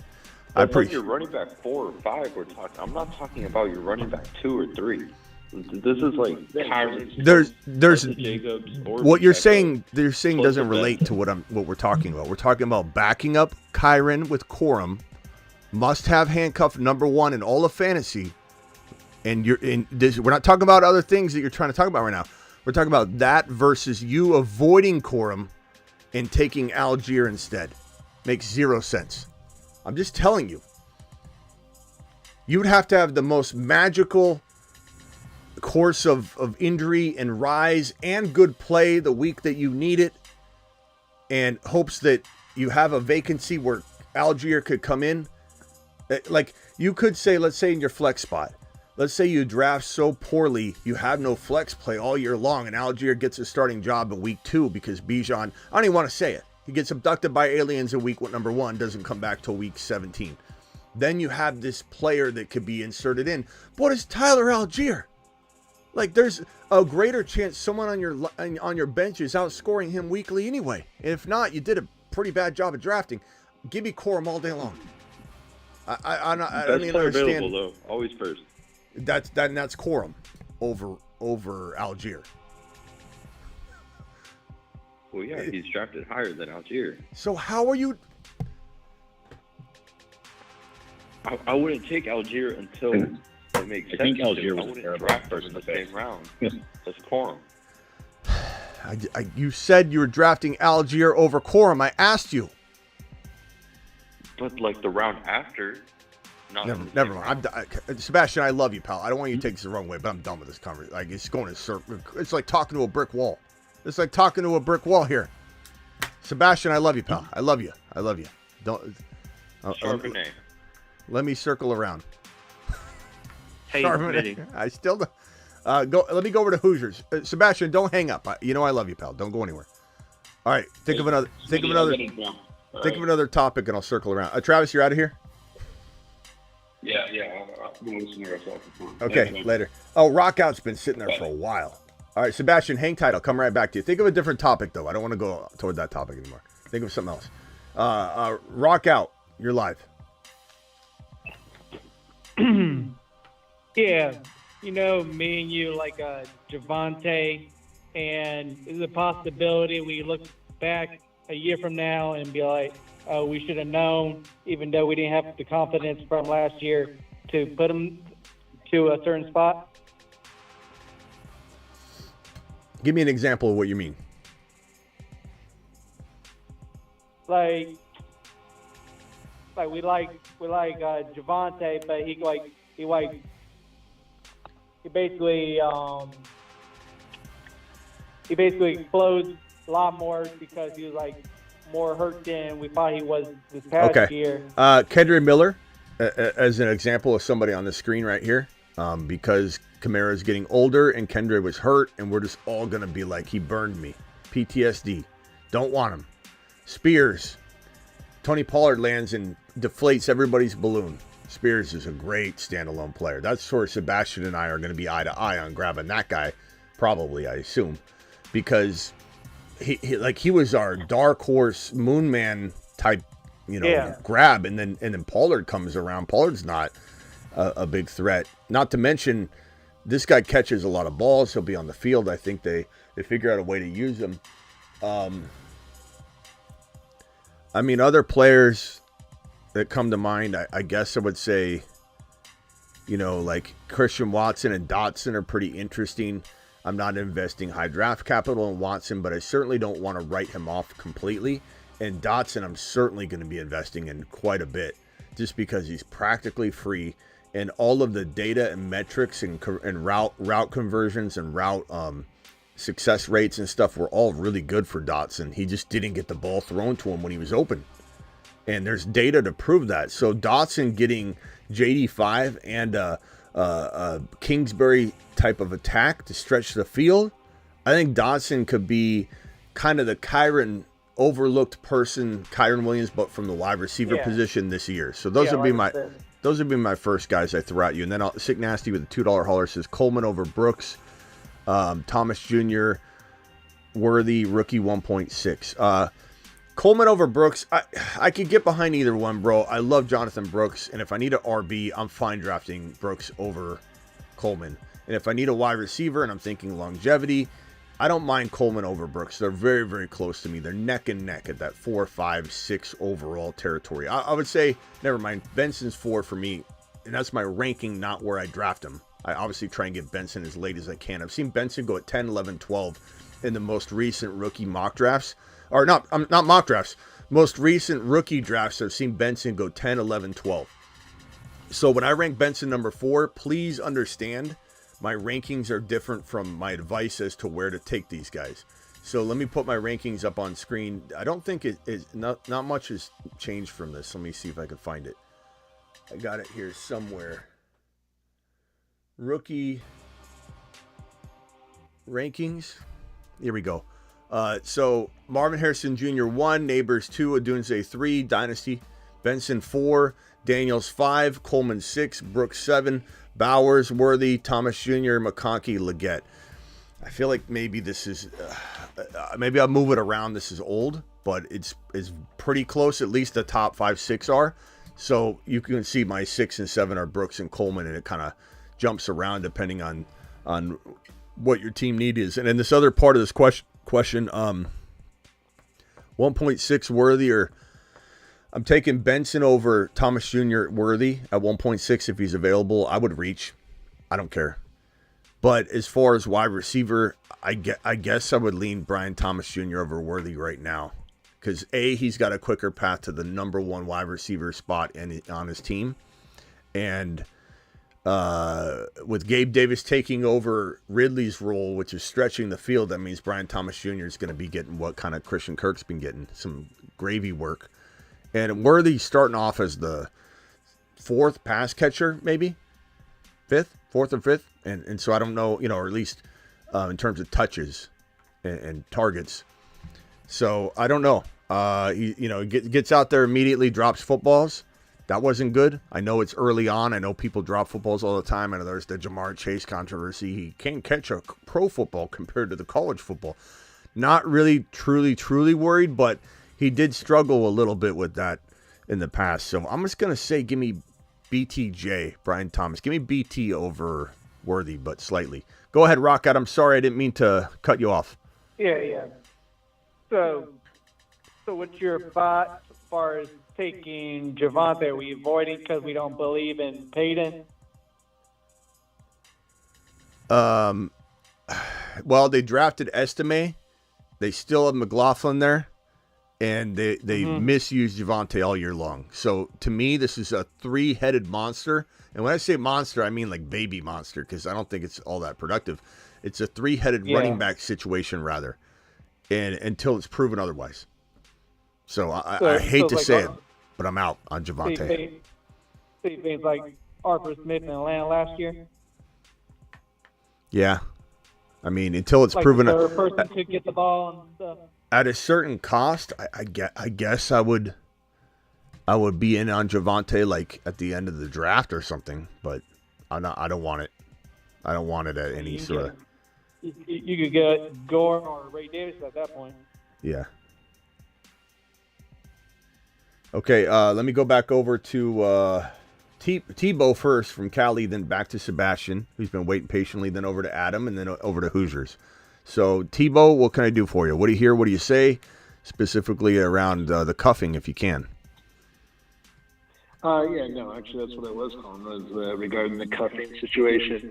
Now, to me, I'm all for cuffing in season-long dynasty, but when it comes to best ball, I don't believe in cuffing at all, to be honest. To me, I just think there's too much upside and too much when you're dealing with these large field contests like Best Ball Mania 5, you've got to fade 670,000 people.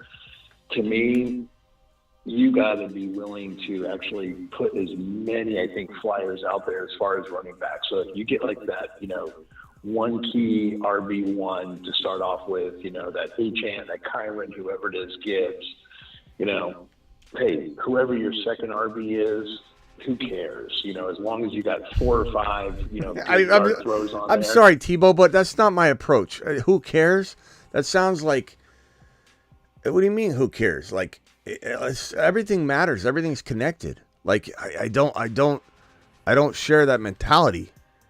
And it's okay if you view it that way, but like, Well, yeah. Why do you think it matters? And what I'm referring to in these large field contests, we're talking about 750,000 folks. I get it. Why would you want to actually pigeonhole yourself to say 2 or 3 teams where you have maybe their complete running back, but what if none of them do good? Then you've completely shot yourself. Yeah, but what if McVay? It's all case by case though, Tebow. You can't put a bow on it and call it the same as everything else. You can't just say, okay, Kyron and Corum's the same.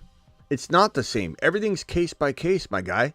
And so you talk about Corum and Kyron together versus taking a wild stab in the dark. Like, if it's not a wild stab in the dark and it's a player I love, then we're on the same page on that pick because best player available. It's always best player available is not just highest guy ranked on the ADP list. Best player available accounts for your team need. It accounts for how many running backs or wide receivers or quarterbacks or tight ends are flying off the board. It accounts for everything. It's basically you saying to yourself, at this moment in time for my team and what's available, what is the best player available? And there is nothing wrong with putting your running back situation on the Sean McVay shoulders and the success he'll probably have. And yeah, you might be banking on that, but that's a bet I'm willing to bank on. That is a bet I'm willing to take to the bank differently than any other situation. So it's case by case. Corum and Kyron together is so much better than Kyron and a stab in the dark. It depends on what the stab in the dark is. Okay. Erase that gun guy who actually said Algier. What if I said, okay, instead of Corum, you go Jalen Wright and you have Kyron Williams and Jalen Wright? To me, I think there's more upside in that than it going actually with Kyron Williams and Corum, especially when you're looking at on offense as the Rams, where you also have Puka and Cooper Kupp. It also depends, though, what your rest of your roster looks like, because if you have other players you feel are going to end up helping you extremely well, or if you have a thin running back room and you're trying to gain an extra starter while keeping Kyron on the field and have 2 running backs from that pick, it all matters. But this whole notion, what's being argued here tonight, is that you should not take the Corum backup cuff. You should take no matter what it is, best stab in the dark you can take. And that's not what this channel's ever going to promote. Ever. It's going to be take the best player available, because that player in this situation might be the cuff because of how it supports the team. Now you get to go wide receiver shopping a little bit more and hit a home run on a wide receiver spot you might not have hit because you're drafting other running backs because you don't have as secure of a running back room. The fact that I have Corum and Kyron makes me so much more capable of going wide receiver later instead of doubling up on another RB, because I'm set at my running back 1. I'm absolutely locked in. And if they struggle or get hurt, that's what I'm banking on for this team and this build. But it's not apples to oranges to suggest that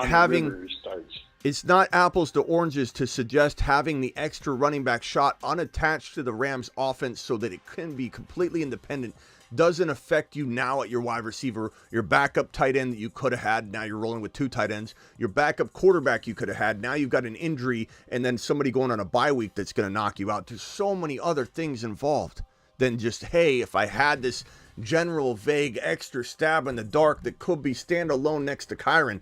It's what I'm trying to define here for everybody is that it needs to be case by case on the clock. What does your situation look like? In my argument, maybe Corum is not the best pick. Maybe somebody's sitting there that shouldn't be there. And case by case, you take that. It's best player available. That's what it is. It's not this cemented in notion of not taking your backup. You have to consider all the So- variables. So in best ball, you're telling me then that you would go, hey, I want to take, if I have Kyron Williams and Blake Corum is there, I'm going to take him as well, and I'm happy to handcuff him together because I know that if Kyron is injured, that Blake Corum is going to give me the same production that Kyron Williams does.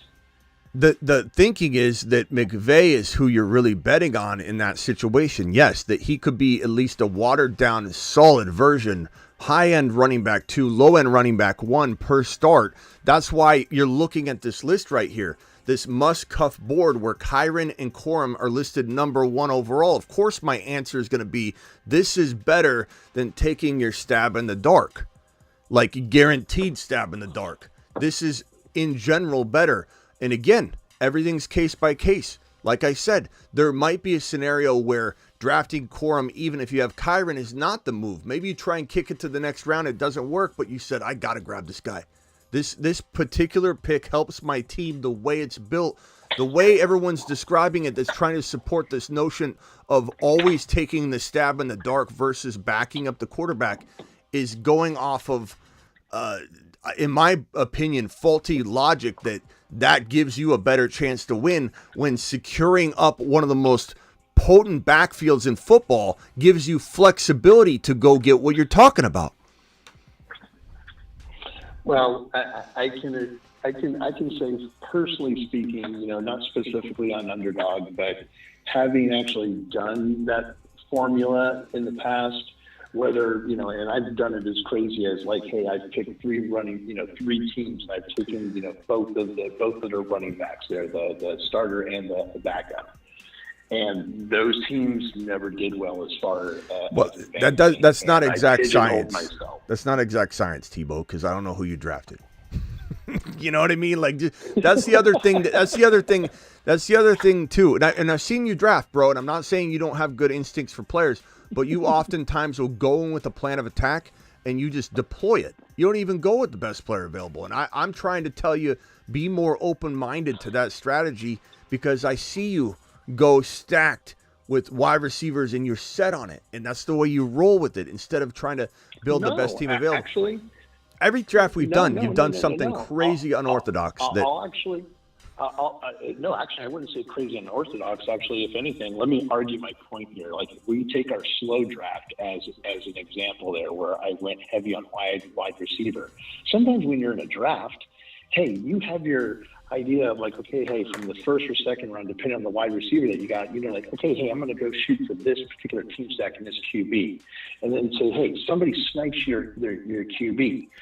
Okay, well, now I'm going to be, looking for maybe potentially stacking another team later. So now I'm going to take the next best player available, and hey, guess what? That happens to actually be another wide receiver. And then I start. I know this. I know this is. I get it. But what I'm saying is, I've seen you draft over and over and over and over by this point. And the first time I was like, when I reamed the approach, you're like, hey, we got 150 drafts, or was that Sebastian that said that? I think it was Sebastian. No, actually, that was me. Yeah. Oh, that was you. Okay, no. We got 150. You both have said that. You both have said that. I got 150 drafts, and I'm like, and I remember after I looked at your team and I kind of roasted it, right? I remember going, you know what? Touche. Try out this. Try that out. Tebow's right, and I totally withdrew my roasting.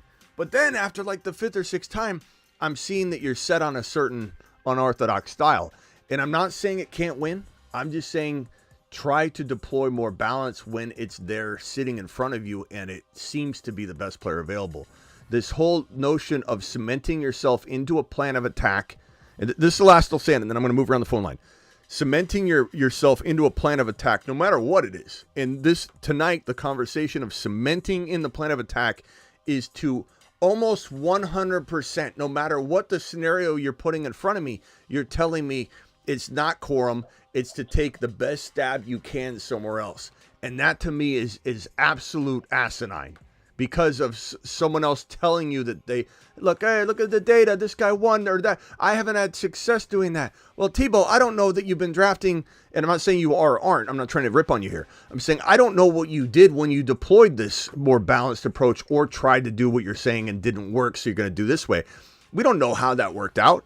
I don't know what you did, but all I'm saying is at the end of the day, there are going to be people out there that are, and I can tell you that this is an industry, and especially the best ball, like content that ends up getting created, that shovels certain things down people's throat, and because people have won with it, and so people try and act like that's the only way to do it. Like the people that come in here and tell me drafting Jamar Chase without Burrow, it gives you no chance to win, which is the stupidest thinking I've ever heard.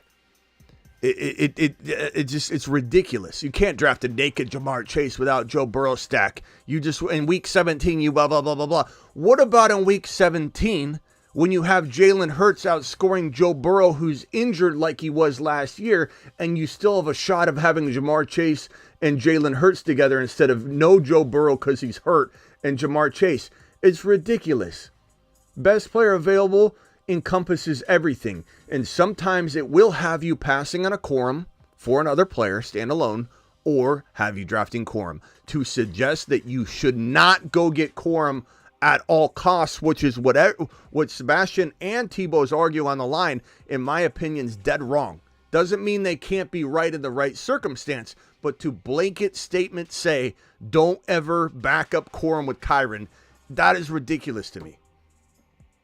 Because it gives you so much security to be able to maneuver with a lighter running back room and get those advantages you're talking about at wide receiver or at quarterback. I'll say this, Smitty. You can say it's ridiculous, but to say it's dead wrong, I think, is incorrect as well. Well, I think it's dead wrong, was my statement. I think it's dead wrong. Then we will. I mean, then we could agree to disagree. You know? We sure can. We'll go around and around. But I think we sure can. When it comes down to it, like you judge a lineup, you look at the team. Like, I know, but we're looking at our slow draft right now. I build a team. You know. So let me ask you. Last thing on this, because we're dancing around, and I will say this: occasionally, you and I are going to see eye to eye, because I'm telling you, I'm open-minded. No, on this topic, I'm open-minded to the standalone grab over Corum. But you're not. You are set on never drafting Corum to back up Kyren. So I think it's 100% wrong, because I will swing back around and do what you're suggesting when it lines up. But when it doesn't line up, and I'm just taking some random stab at the example was Algier or whatever. The odds of all those things lining up for you to be able to use him the week you need him, or the 2 weeks you need him, or the 3 weeks you need him, the 4 weeks you need him, and the fact that you might be headless at your running back one when you could have 100 yards and a touchdown every single week no matter what, and guarantee yourself the running back 2 or 3 overall numbers by having the duo, if you believe in the duo, if you believe in the system, if you believe in McVay. And maybe you don't. Maybe Kyron's the bad example here. But that's all I'm saying is there is a time and a place to do exactly what you're saying. But you're cementing it in before you walk in the door. And I can tell you with 100% certainty, no, that's what we've been arguing. No. I'm just saying you telling me that I have a particular strategy when I walk in the door. I have this topic. I don't draft that way. On this topic, you're not drafting Corum. You're cemented into that. All right. All right. Okay. No, totally. Okay. Enough of that, because we're just going in circles. Let me go over to who hasn't talked yet for a while. Is it Hoosiers or is it Adam? Yeah, we're going to be next. Hoosiers or Adam? Whoever, Go to Adam, then Hoosiers. Adam, go Adam. Hey, what's up, Smitty? Man, I feel like I got something started. I wasn't trying to. Look, hold on. This stuff needs to be talked about, because there are people, in my opinion, influencing people into thinking this way. And maybe I'm wrong, but that's why my channel's here, for my point to come across. I'm not saying I don't value other opinions. No channel has open phone lines like me, number one. And for when people come in and say Smitty just, doesn't like when people disagree with, then why do I have an open phone line? Why do I even allow someone to inject their opinion into my show? Of course I'll push back when I believe in something, because my job here is to convey my opinion, not any of yours. And while I appreciate and love for my audience to hear everybody's perspective, I totally do. That's why I have open phone lines. The whole point of this show and channel and why I do what I do is because people do want to find out, what am I thinking? What do I want to do? And so I'm going to push back. It is not me saying I can't stand this person or Smitty doesn't like when people don't agree with him. I'm going to naturally argue what I believe to be right so that my viewers and content seekers get the message that I'm trying to convey, whether I'm right or wrong, and I'll be judged for that. And I am every offseason judged for it. But I don't think there's anything wrong with the healthy debate on it. And when somebody brings up something and they think they open a can of worms, no, this clearly needs to be talked about. And in my opinion, I clearly have to make sure my viewpoint on this gets across, because it clearly is, in my opinion, affecting and infecting everybody out there on a grand scheme, because there's so many people that say you can't draft Jamar Chase without Burrow. You can't draft A.J. Brown without Jalen Hurts. You can't not stack. You have zero chance to win. The odds of you having more things go right in week 17 increase when you stack. Really? Because I have a feeling that there's going to be data that comes out that everybody's going to be touting and floating around once people do a deeper dive into the teams that don't necessarily have that stack that end up starting to win. Because what's happening right now is everybody's drafting the same way, because everybody's telling everybody this is the winning formula. If you want to win best ball, you got to go wide receiver. Or if you want to win best ball, you've got to stack. And guess what happens? Everybody starts drafting the same. Everybody starts looking the same. And the outlier is the person now that's drafting best player available. And when someone says you got to have a different team in order to win, guess who's going to have the different team? The person that's drafting the best player at every single turn. In time, best ball is going to change and I believe morph into something a little bit different. Now, I will admit that the mentality, the mob mentality to draft heavy wide receiver is influencing some of the landing spots to the point where when you go best player available, there will be occasions where you get screwed at wide receiver because of the way everything fell, your draft slot, and you're going to have some bad drafts. No one's going to draft perfect every time. But I will tell you, every single one of my best ball teams that I feel the most confident about in my core are the teams that I've built with balance and that have security with them. And we'll see how they fare. Had I not had, and someone could say, Smitty, what have you done? I had some really good squads that went into the finals and danced around in the top 10 and 12. If I wouldn't have had Christian McCaffrey and Alvin Kamara both sit out essentially the second half of that championship week, I probably would have easily been in the top 5 in the big board. That was very depressing. But I'm sorry, Adam, go ahead. I didn't mean to interrupt. I just wanted you to know, invoking a conversation is not a problem. And if I ever go off on something, it's because I'm passionate about that topic and I want my stance on that to be conveyed, you know? I understand. I just wanted to kind of my philosophy. We have a very similar philosophy to me, taking the best player available.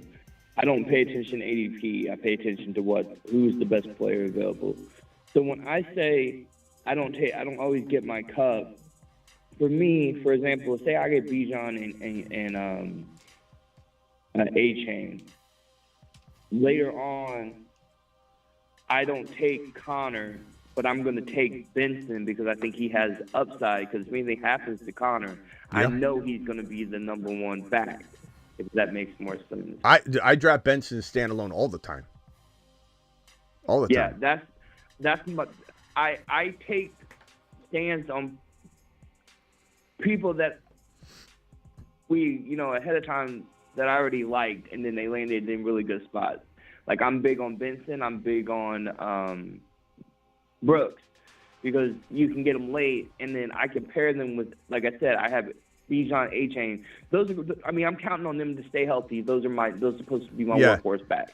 Yeah, but I hear you. Now I have 2 workhorse backs that who have the potential to be just as good if they get the shot. No doubt about it.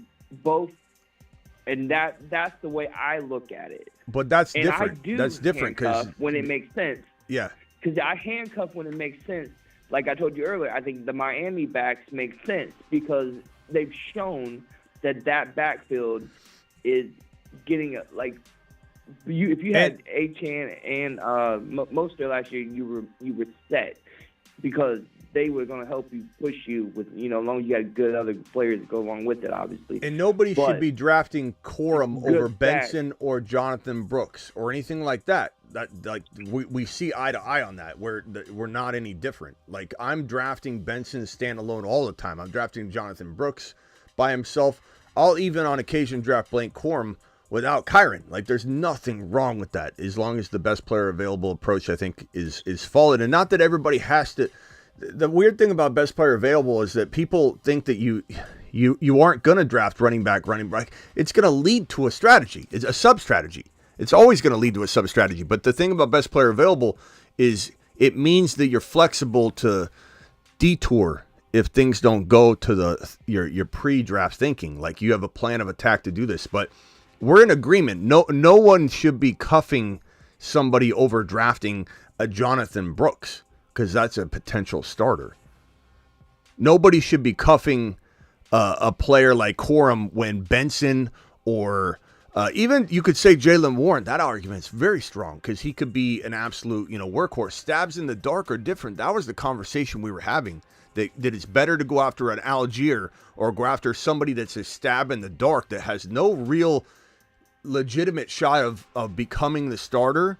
That needs an injury. It's a stab in the dark. That's a totally different thing than Benson's going to be the eventual starter in my mind. Warren could be the eventual starter. That was someone else that started that with you, though. Yeah, but there's a big difference between. There's a big difference between that and what we were talking about. Because I will draft Benson. I draft Benson everywhere I can. You got to do it careful. I don't want everybody to go out there and take him in the 70s and 80s unless you're like, look, you're at the beginning of a turn that's going to go 24 picks, all the way down and back, and you're at 79 or 75 or something, and he's going at 80 or no, hold on, he's going at 100. So like 91, and he's going at like 103. Take him at 91, like that's fine. But, nobody should be taking him in the 70s because Smitty's high on him. That's when people come back to me. I have people that come back to me every week after a draft, especially in August. And they're like, Smitty, you better be right on Benson. I took him in the 4th round in a redraft. I'll be like, what are you doing? I'm not getting in that boat with you. You got to be. I had people that did that with Gibbs. They drafted Gibbs at 5 overall. They're like, you said he was going to be a top 5 running back, so I drafted him 5 overall. And you better be right or I'm not going to subscribe anymore. And I'm like, well, bro, you didn't listen to a word I said. You didn't listen to a word I said. But anyway. Okay, it's been a long night. This is the second stream. This has been about a 2-hour show here. Let me go around the horn real quick. Let me start out with Adam. Go ahead. You got 30 seconds. And then I'll go to Hoosiers. And then I'll go to Sebastian. Then I'll go to Tebow. Then I'll go to Mars Man Rock Out. So, Adam, go ahead. Yeah, the one thing I wanted to ask you had nothing to do with the thing, so I wanted to make sure I got that. What's your thought process on one tight end? If you get one premium tight end and you just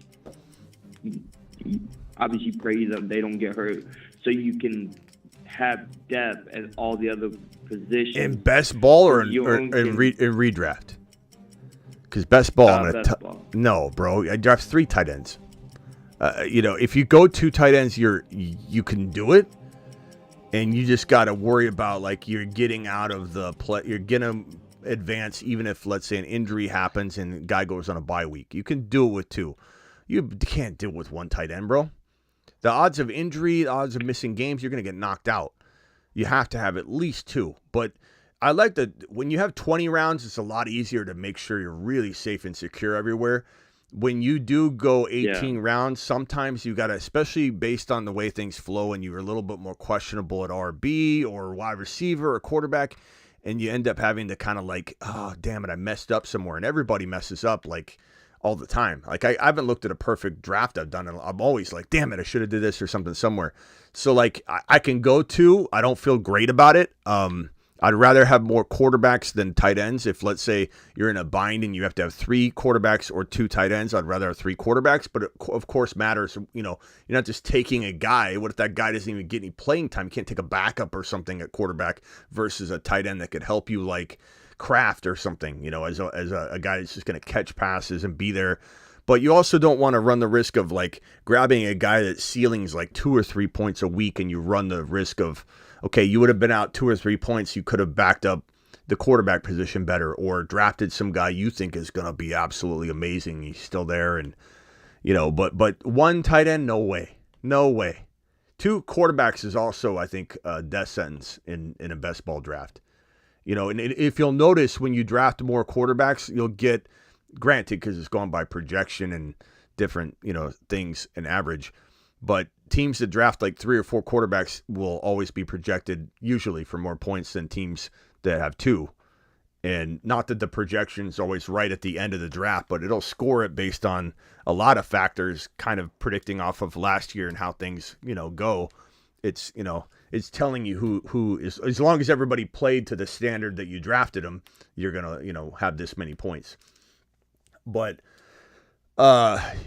yeah, I would say you got to have at least 2 tight ends and at least 2 quarterbacks, or you are in dead in the water, bro. And I usually do. I'm just trying different strategies this year. Don't try that and one. And the reason I was talking about, like, if you get Kelsey or Laporta, and at the end of the draft, they're like, do I really want to take this other tight end, or do I want to take my shot on another high upside play that maybe, you know what I'm saying? Let's say it's a garbage tight end that's not even going to help you, and they're probably getting you 1 point if you're lucky. Then of course I'd rather Penix Jr. You know, throw him on your bench and he probably helps you more. But you screwed up though if you're at that stage in the game. You need at least somebody like Isaiah Likely or like someone as your backup tight end. You know, you can't assume. So many players miss games, man. Like you've got to assume. You got to assume. I would say take at least 2 tight ends minimum. Don't take 4 or anything, but I'm just saying 2 tight ends, but for sure take 3 quarterbacks. Even in an 18-teamer, it's a sweet spot too, because like you have to, as someone said in Sebastian said, 3 QB sweet spot, but some of the wide receiver cores have been loaded on 2 QBs. Yeah, but that doesn't necessarily help you, Sebastian. It can. It depends on the wide receivers, but it can help you, but it depends on the 2 quarterbacks too. If you have 2 really good quarterbacks, you have like Mahomes and, you know, somebody that you believe is going to be absolutely amazing. You also have to understand that you're going to have bye weeks that aren't set yet too. And the more the merrier for navigating that. Everyone's going to be, you know, subject to that, but you know, some people would be better off. But do not go 1 tight end. Do not go 2 quarterback. 3 quarterback, 2 tight end. You have to have those, in my opinion. The other ones. That's not a fun strategy for me to try out. It's a mistake, big mistake to go one tight end. All right, got to go, bro. Appreciate you. Hoosiers, you got 30 seconds, bro. I'm gonna keep this timer on screen. It is what it is. My mind's in a whirlwind after everything I just heard, so I don't know what to say exactly. I think what you were saying is opportunity in terms of the handcuffing. Whoever has the best opportunity, that's who you want to take. 100%. So yes, 100%. when I'm debating between 2 players, let's say like Corum, for example, if I have Williams, is going to be a negative for Corum in the debate between 2 players. I'm going to probably take the other guy, but that doesn't mean I'm not taking Corum. If he's the best available and has the most chances, then yeah. So yeah, like you said, opportunities. I think it's case by case. Have to do it or not. Yeah, I can't even like that. This is the bigger point. I can't even answer if it's good or bad to cuff Corum. Right. Because I don't know. I don't know what your team. My opinion on how I want to draft, and your opinion on how you want. No. I'm not saying that. I'm not. I'm saying I can't. Like if you said Smitty, make the decision for me. I'm saying that I can't even tell you blanket statement to cuff Corum or not cuff Corum, because I have to see who's available, what your team looks like, how strong you are at the position so far, when on the clock, And so that's why it's a case-by-case situation. So that's what I'm saying. It's ridiculous, in my opinion, to have a blanket statement to not cuff or to cuff or to even really tell someone exactly what to do unless they're looking at your draft, the flow, your team, etc. Because cuffing Corum to Kyren has zero negativity on the surface level. It just depends on who's available. What player are you skipping that could win you a league, best player available, and you're passing on that player because you want to cuff your guy and you're just racing to cuff. Like, don't race to cuff anything. But I can tell you that on the surface level, Kyren and Corum is the best handcuff in fantasy. Therefore, it probably will have more weight than the average situation. Yes. All right. Kyren and Corum is the most valuable handcuff. All right. Later, bro. All right. Sebastian, 30 seconds. Yeah, I actually got some about some pass catchers you really like. I know how much you like DK, JSN. Geno Smith is quarterback 25, so he's not a bad QB3 for a best ball stat. That's all I'm saying. The reason I'll push back on that is to say that there's a lot of word that Howell could beat him out. So I don't agree. I don't really want to touch either one of those QBs because they don't have long-term job security for 2024. But if you believe in Geno and that's your guy, then who am I to tell you, bro? If you love Geno and you think Geno's going to put Howell on notice, then, do your thing.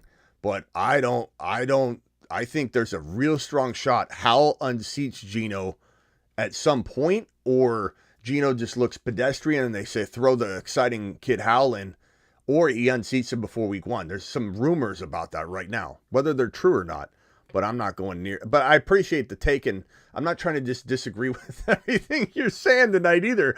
But, Sebastian, I think it's no secret you and I aren't always eye to eye, so it makes sense too. But hey, I love DK and JSN, my guy. We're in agreement there. JSN's a very good value because he should be taking a big step forward, and I think Grubb is going to probably deploy more 3 wide receiver sets. And look at Penix Jr., what he did with Penix Jr. So Ryan Grubb's coming over from Washington. His quarterback was just Penix Jr., and Ryan Grubb's a big reason why Penix Jr. was as good as he was. And this is a potential aerial attack that they could deploy. So JSN isn't stuck in a Pete Carroll 2 wide receiver system where JSN can't even play football. He's just sitting on the sidelines while Lockett's play. Now JSN might be in the slot, moving all around. There's a potential. JSN is literally the most valuable wide receiver on the team this year if he's playing slot and being put in opportunistic coverages, bro. So I very much agree with you that these are 2 very big sleepers. To your point, that makes one of the quarterbacks probably better than they're expected to be, but the problem is there's 2 of them. So you're rolling dice. I'm sorry, I'm sorry, Sebastian, I can't hear you. What did you say? Price is at his floor, so there you go. That's why he's my highest drafted player this year. Who is? You're muffling yourself. I don't know. We couldn't hear you. Who is? JSN. Oh, yeah. I love him, bro. I love JSN this year. Great wide receiver 3 in best ball. Like, you start stacking a certain way and you get to your wide receiver 3 and everyone's perceived to have better wide receiver 3 than you. And you're like, JSN, please. I like it. All right. Later, Sebastian. Later. T-ball 30. I got to be stricter with this 30. I'm such a lenient. Go ahead. 30 seconds. Even though we actually disagree on the handcuffing and best ball on Corum and Williams, I am still big on Corum, and I do take him when it's the right opportunity.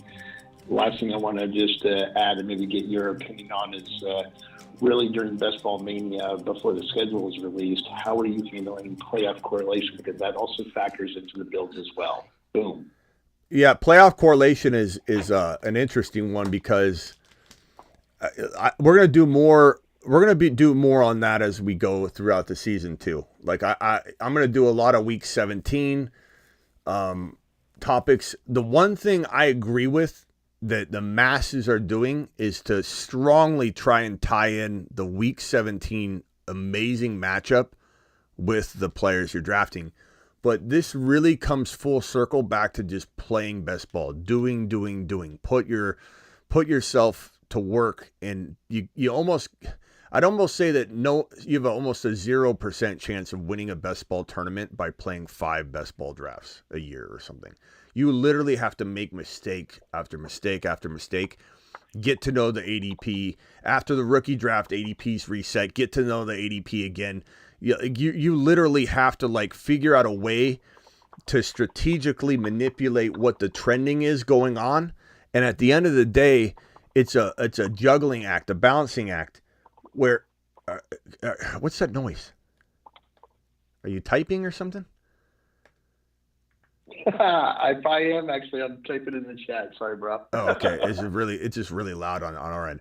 But it basically, it's a balancing act, a juggling act of trying to draft the best that you can. In my opinion, drafting best player available while considering alternate factors at the same time. It's like chewing gum and running while juggling, while taking your MCATs at the same time. And you can't explain that to somebody. So when people say, hey, help me with best ball, I'm drafting in my one best ball draft tonight. Can you help me win this?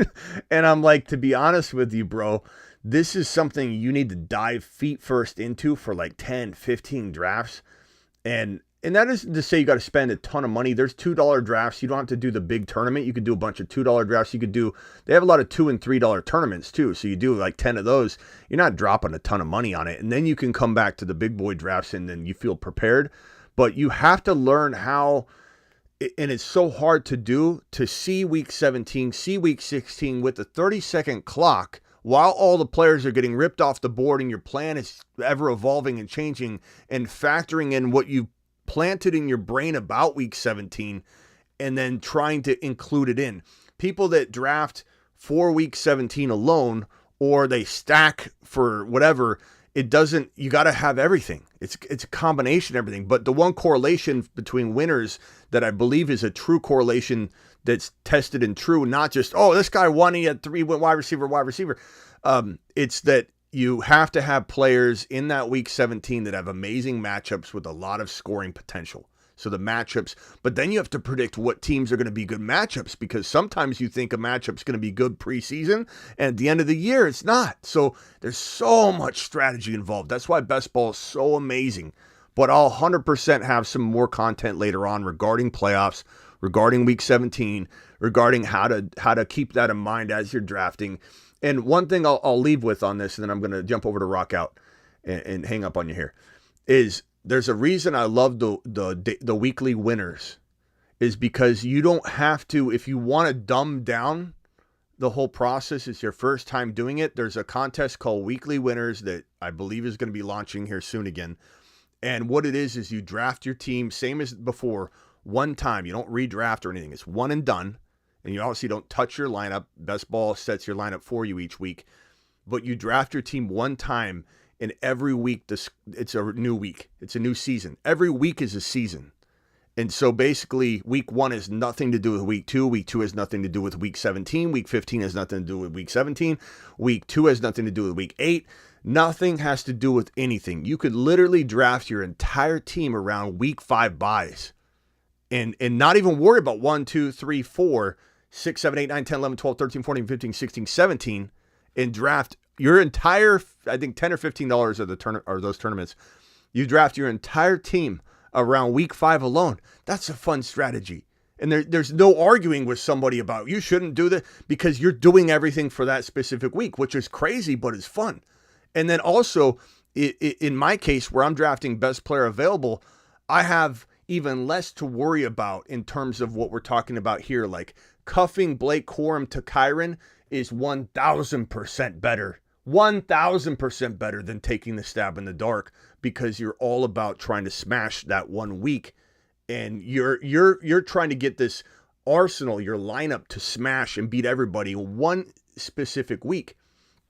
So if anybody's a little hesitant on best ball, Weekly Winners is the best way to get your feet wet, because you literally you can draft however you want, and you don't have to worry about week 17. You don't have to worry about the complexities of having the best playoff schedule And you can stack every single KC player and just hope KC wins like crazy one of these weeks. You could draft every Eagle player, hope that they just smash and beat everybody. There's so many strategies that are also untested because last year was the first year that it ran. So there isn't really any good data, even after 1 year of doing it, because there's so much injury and luck involved. There's no way to tell a complete story yet on weekly winners. But it is the most fun one to do anyway. Because guess what? You draft a bad team, or a team that gets hurt, Joe Burrow misses weeks 1 through 5, I'm done, right? You're done. You're not going to do anything, right? Your quarterback went down.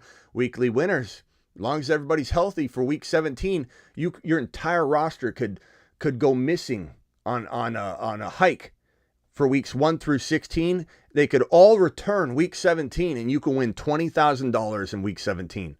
Every week is a $20,000 winner, completely independent from the other week. Where do you do all this?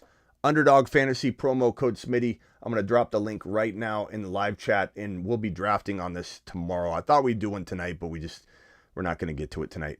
But click that link, get signed up, and jump in to a draft. You can even jump into a draft right now. All right, Tebow, we'll see you later, pal. Appreciate you. Take care, buddy. All right, Tebow to the moon. Mars Man Rock out. Final thoughts, my guy. Tebow, I do appreciate. I want you to know, Tebow, I love you, pal. Sebastian, sometimes we go at it. Even Brian MC. I don't know if Brian MC's in here.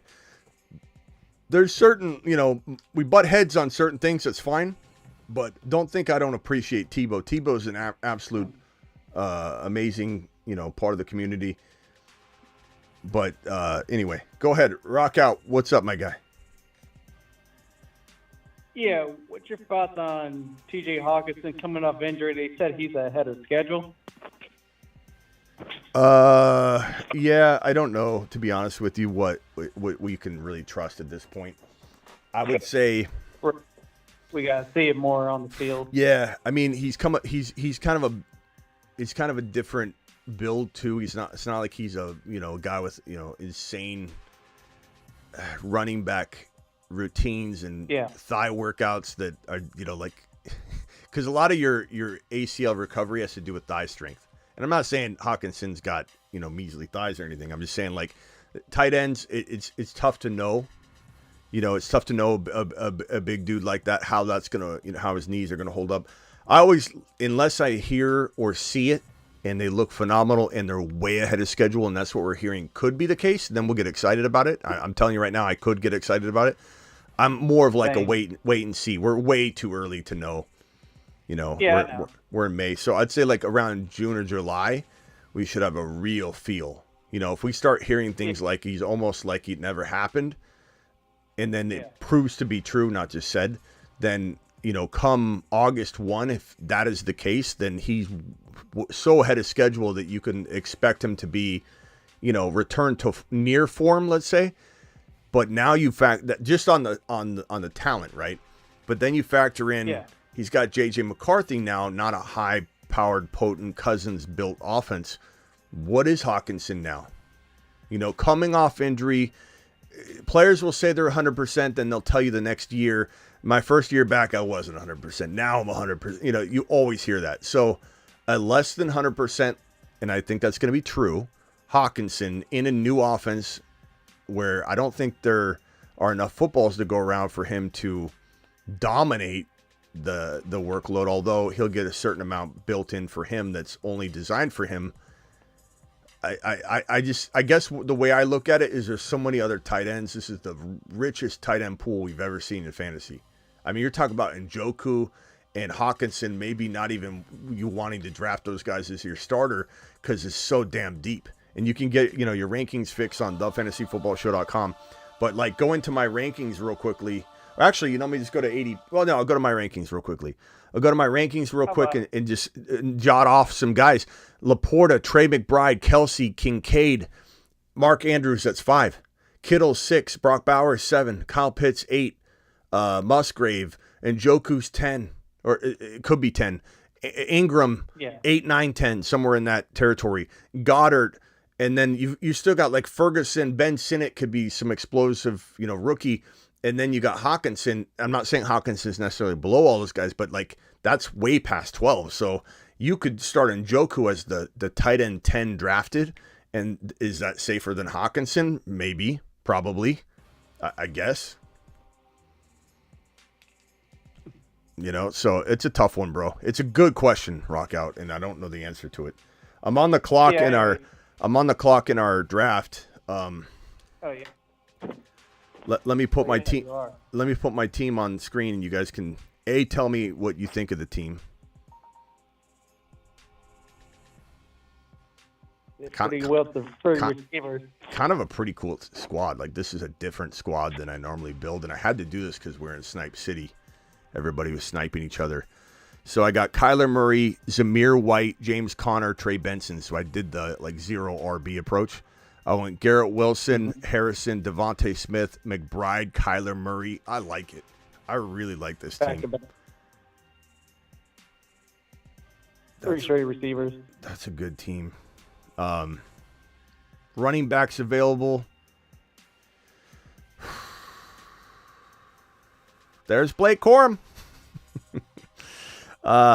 Mitchell. I got 2 back-to-back picks. Dallas Goedert is a top tight end. I got Trey McBride, but I'm not scared to double up at the position. Top running back available, Spears, Corum, Jalen Wright, Marshawn Lloyd. It's tough. Quarterbacks, Brock Purdy.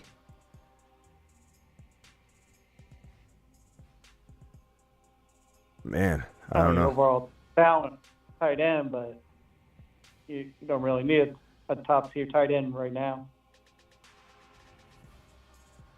Yeah, I don't know. This is a tough one. I guess I would say, yeah, I did this in Snipe City. Like this is, we're in Snipeville in this draft. This is a draft with 11 other people, so I had to go crazy on the wild side because you're not going to get what you want. But this is pretty. This is a pretty intriguing team.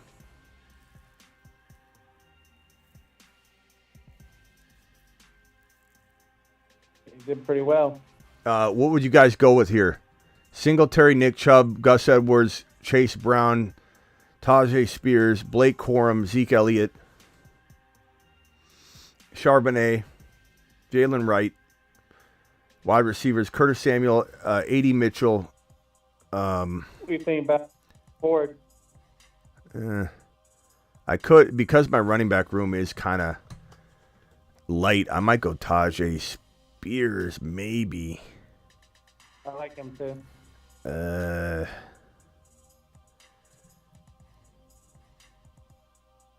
Yeah, you probably get ahead of Pollard or a good percentage of.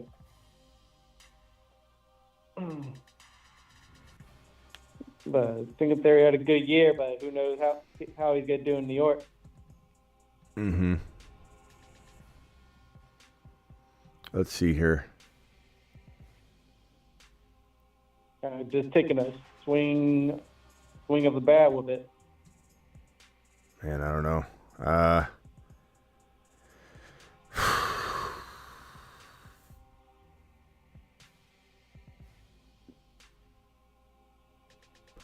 might just go double running back here because I'm dealing with kind of I don't want to say sketchy running back crew, but like I definitely went light.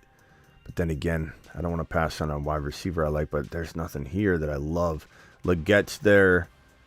Still receivers down there, so I think you'd be good. With the yeah, I mean, if someone takes him, they take him. I'm just trying to see the highest rookies, A.D. Mitchell, and then still got Franklin down there. I think I'm gonna go. Still got Polk down there. Let's go. See, this is where a standalone Corum's fine. I'm on the clock at what is this, 109? 108, 109. Mm-hmm. I think I'll go Spears. Yeah, I like Spears probably the most out of them. I'm going to go Spears here. So I went Spears right now. And it depends which running where you want to go after that. Yeah, let's go. Got you. You could go Singletary. Problem is the receivers I like are so far down there. I don't think I'm going to get them back, though. So it's like, do I reach a little bit? Or do I just wait and get one of them? Because I think I'll land one or two of my guys that I like for sure. Or do I just go double RB? You could go balance or go a little bit safer to 2 RB. Yeah, everybody's wanting to see the draft board. Okay, I'll put the draft board up. You guys tell me what you want. I'll let my peeps influence it. Depends what you guys say. Goff, Trevor Lawrence. Let me see. Let me put like 2 screens full of available players up on the screen. So here's the available players. Oh, that's my team.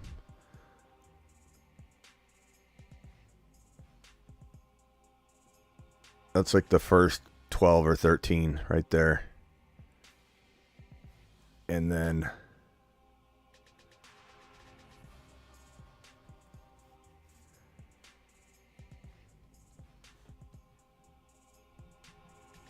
Smitty, I effed up at the 6 timing out for Worthy on my Allen team. Absolutely disgusting, says Sebastian. Oh, okay. I think I remember. It's a draft he and I were talking about. Who was available though when you were on the clock, Sebastian? I guess it depends on who was there. All right, who do you guys like here? I'm gonna drop another. If it will let me, if it'll send to my freaking screen here. Hold on.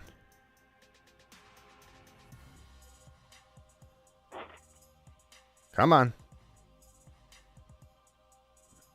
I guess I gotta hold on. I gotta send it a different way. I mean, I like Aiden Mitchell as a talent, but I feel you could get some people a little bit further down. But I don't know if you want to take that risk. Yeah, Spears was nice. I liked adding him, but there was some risks there. Okay, here's at least who do you guys like here? I'm not looking at anybody's advice that's in the draft because you're trying to sway me. Who do you guys like here? It's kind of thin, to be honest. All right, don't listen to me then. What? I'm in the draft though. I trust you, Rock Out. You'll probably give good advice.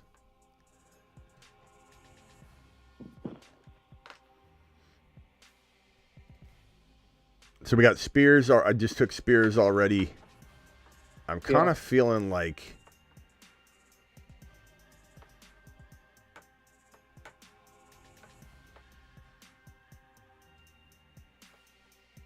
I like Coleman over AD Mitchell as well, Ray. He's not available though. Yeah, he's been long gone. Yeah, long gone. I don't know. I'll roll with.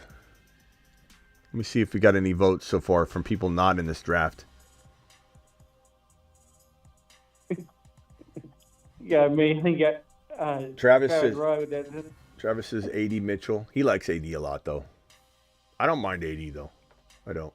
I like the talent. I like him this late. Ray G says AD. B-Dog says a bunch of poop available.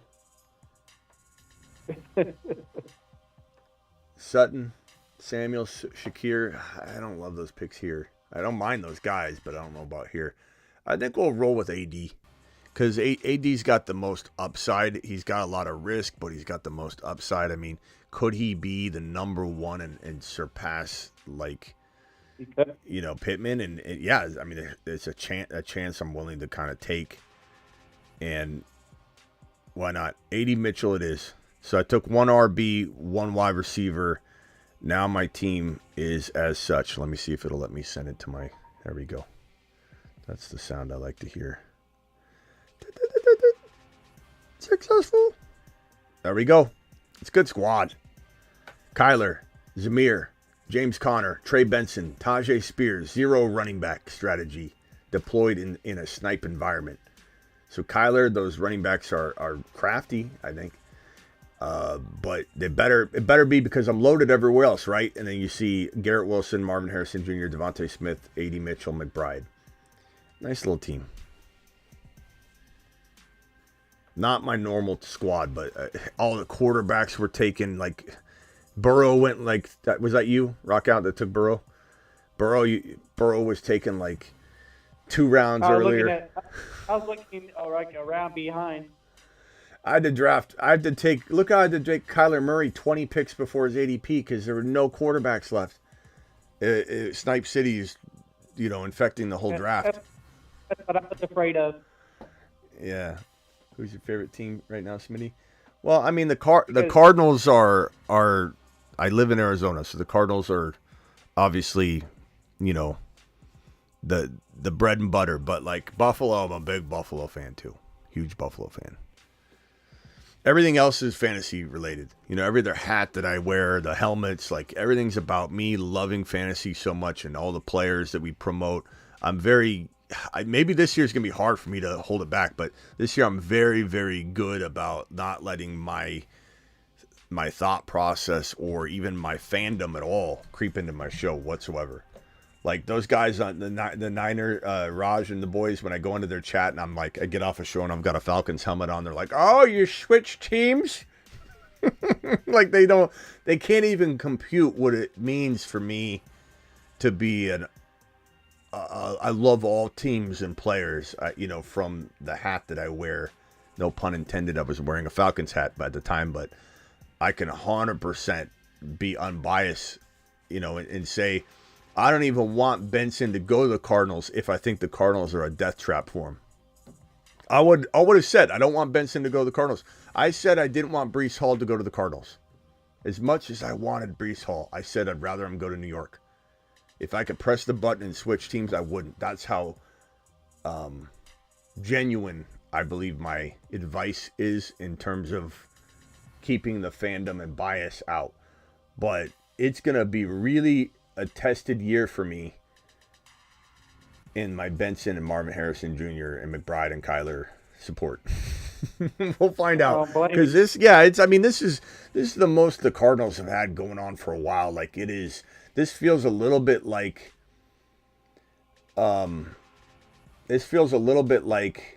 the Suns right now, and the Suns are potentially about to fall apart. We've never had a better team with bigger names, and it's like this has been our 3 or 4 year run where we'll never see this kind of talent again. We better win, right? And they can't win. And it's so frustrating to have the team we have. There was a rumor yesterday about LeBron. Could LeBron come to the Suns? And there was another rumor about trading away. We better not mess with too much. But I don't know. I don't want to get into the Suns. It's depressing. Yeah, I hear you. Yeah, if we anyway, yesterday there were some rumors about Booker getting traded, and if Booker gets traded, first of all, he's going to get a supermax deal, and I think he's under contract for 4 more years, I believe. So hopefully he doesn't go anywhere. But these huge trades happen all the time. If we got LeBron, I'd be pretty excited. We just better get and it's a total dumb rumor. It's probably never going to happen. But if the Suns got LeBron, it better be this year, because I don't want him at the tail end of his career when he can't even play like 40 games or something. Then I'm just going to be like, damn it, we get him and he sucks. So he's got another year probably left, But we'll see if LeBron does LeBron play with his son? That's going to be the thing. What team drafts Bronny? Because whatever team drafts Bronny, LeBron's coming in hot. Sons, take Bronny. Take Bronny in the number 1. Can you imagine? Like, and I think Bronny doesn't probably want that, right? At some point, he's going to be like, I want to stand on my own. Don't come to my team, Dad. You know, I think it's what most kids would say. But if you knew LeBron was coming, that makes Bronny the number 1 overall pick.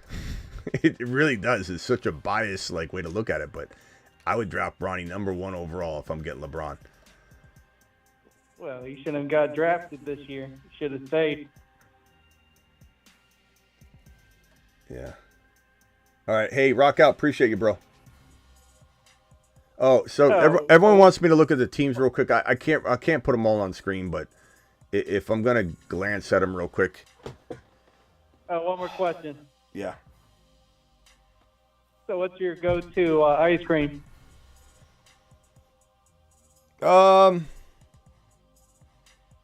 We like a good cookie dough in the house. Little cookie dough in the house. A little chocolate chip cookie dough. I'm not afraid to admit that. I like that. I like a good chocolate milkshake, but past that, I'm not a big ice cream guy. So, all right, let me look at the squads real quickly. Team number 1's got McCaffrey, Ayuk, Henry, Flowers, Anthony Richardson, Jordan Addison, Ramondre, Bowers. I like that team a lot. That's Travis's team. I think anytime you start from the 1 slot, you got a huge advantage. But it's easy to derail it, and he didn't derail it. He did a great job, I think. I don't love Zay Flowers in round 4, to be honest, but in a snipe environment, that's more like a 5th rounder, because everybody's taken from everybody and everybody's freaking out, and then it does cause an avalanche. You know, it's like somebody slams on the brake on the freeway. Their brakes on the freeway, the car behind them slams on the brakes, the car behind them slams on the brakes, and you can cause there's data that shows if you slammed on your brakes really hard on the freeway, you went from going 70 to 30, and you created 2 or 3 or 4 cars behind you to do the exact same thing. You could create a backup that caused an absolute stop and go 3-4 miles back. And so it's kind of like the same effect. Rock Out took Joe Burrow in the middle of round 5 instead of 6-7. More like 7 and then I took Kyler Murray. I ripped on some of these picks, and then when I was on the clock, I was like, there's no way Kyler or anybody good's making it back to me, because I got a whole 12 picks down or 11 picks down and 11 picks back. So I got 23 picks before I'm up. I better take Kyler, and I took Kyler 18, 19 spots ahead of where I had to, because he was the top quarterback sitting there on the board. Team number 2's got Tyreek, Debo, ETN, Pickens, Kenneth Walker, Hollywood, Ridley, and Joku. Very good team. No quarterback yet, though. We'll see what happens there. But, I mean, that's a pretty good squad. I like that. Is it my favorite? Probably not yet. Superfish, Bijan, Jalen Waddle, Nico, Kincaid, White, Jordan Love, JSN, great pick in JSN, and Raheem Mostert and Romeo Dobbs. So Bijan, Wright, Nico, Kincaid, White. I like that. It's a good team. Is it my favorite yet? No. Lamb, Olave, Diggs, CJ Stroud, T. Higgins, Aaron Jones, Lad McConkey, Rashee Rice, and Brian Robinson Jr. I like the squad, and I don't mind the wide receiver if it is, in fact, best player available, which it may have well been. So I can't sit there. I would have taken Laporta or Josh Allen or Hurts over Diggs, to be honest. But that's me. And then you could have, in the next round, gotten, instead of Diggs, you could have gotten, well, it does dry up, but I would say, man, Cooper Kupp would be 1 pick away. In a normal draft setting where people aren't sniping, I think you could easily get Hurts or Josh Allen with your pick and then get Cooper Kupp, and that would be a better combo. But it could work out having having it the way you did, Diggs and Stroud, and it's a stack, that's pretty good. It just depends on Diggs. It depends on Diggs. Would I rather have Josh Allen or Hurts with maybe Pickens or T. Higgins or... I mean, it does drop off a little, so it's debatable, and it's working pretty well for you. But I don't like Aaron Jones and Brian Robinson as your 2 starting running backs. At the end of the day, you need both those guys to deliver, and you're going to be sniped like hell. So we'll see what your running back depth looks like. But hey, you know, it could work out. If you get those guys to play well, it could be a really good team. Wait, who was that? Yeah, that was Hoosiers. Okay. Rock out. Your team is JJ, Josh Jacobs, Sam Laporta. I love that trio. Cooper Kupp, love that. Joe Burrow, he took him so early, but I still love your core there. Alvin Kamara, D. Hopkins, Jameson Williams, Austin Eckler. I like this team, Rock out. So far, you're the leader. I'm not just saying that because you're on the phone line. That is a really good start. JJ, Jacobs, Laporta, Cooper Kupp, Joe Burrow, Kamara, Eckler. Even though he went lower, Hopkins, Jameson Williams. I like that squad a lot. That's really good. Jamar Chase, Drake London, Josh Allen. That's a good core. London's going so early, but at least he fell to 19 there. That's a lot lower than he's been going. So Chase and London and Allen. Pacheco, James Cook, Roma Dunze Worthy, Caleb, Christian Watson. That's a good team. Yeah, I like that team. I'm not huge on James Cook, but like he can play well at times, and you know, he's got good upside, just a lot of downside too, kind of 50-50 to me. That's a good team. I mean, Chase, London, Josh Allen, Pacheco. How do you not like that team? That's good. Avon from the 7.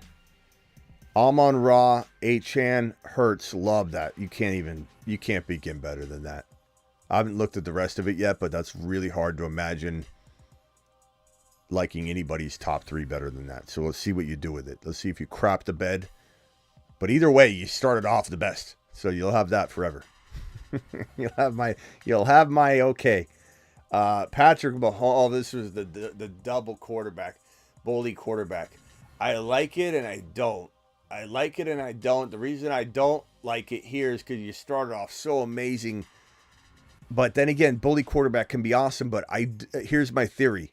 Bully quarterback can't do you any good in a snipe environment because it almost feels like someone pulled the rug out from us and we're all moving everyone up one round because everyone's sniping the hell out of each other out of fear.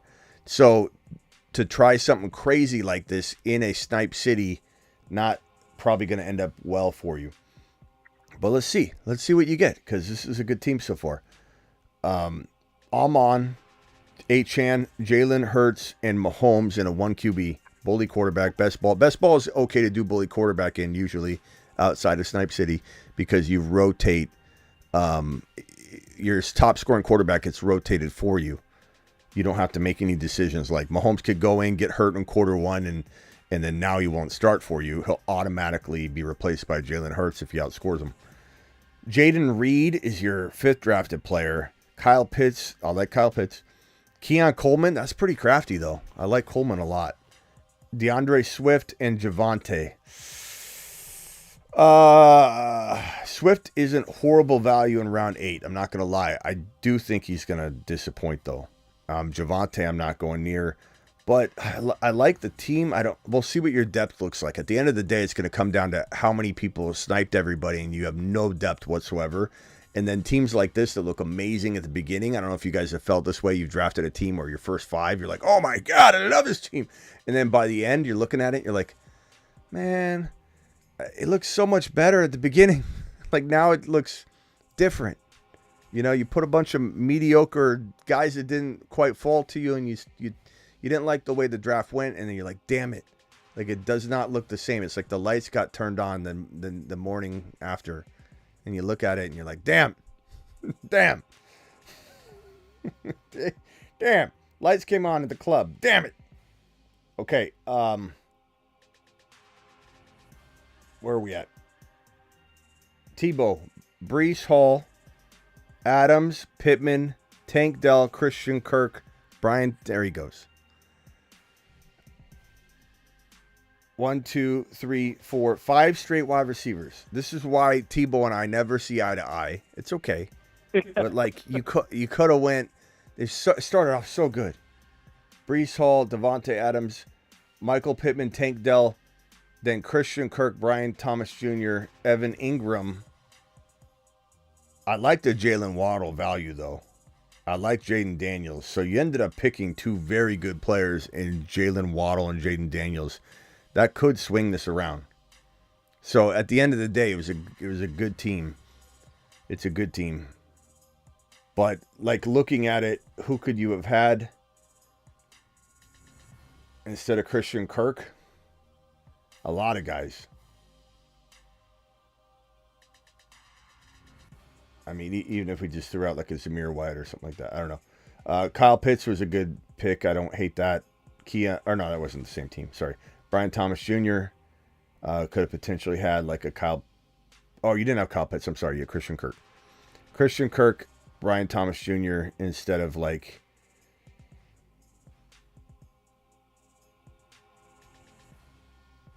I mean, they're like Addison type players. It does thin out, but Zamir White I would have rather probably had over Christian Kirk at that point for sure. There are some other players. It's an interesting team, but is it better than Rockouts? No. A.J. Brown, Jonathan Taylor, Mike Evans, Lamar Jackson, Joe Mixon, Kittle, Godwin, Monty. This is LaDainian Tomlinson's team. It's a good team. I don't hate it. I don't think it's the number one, but I mean, anytime you have A.J. Brown, JT, Mike Evans probably has another year left. We don't really know. And then you have Lamar and Mixon. We'll see. I don't know. A couple guys that are older. Mixon and Evans I worry about, but it's a good squad. It's definitely good. I would not rip that squad. Double running back squad. I like the looks of the beginning of this. I don't know how it looks after the first two picks, but Jahmyr Gibbs, Kyron Williams, sign me up. Travis Kelce, Malik Neighbors, Amari Cooper, Keenan Allen, Dak Prescott, Deontay Johnson, Jake Ferguson.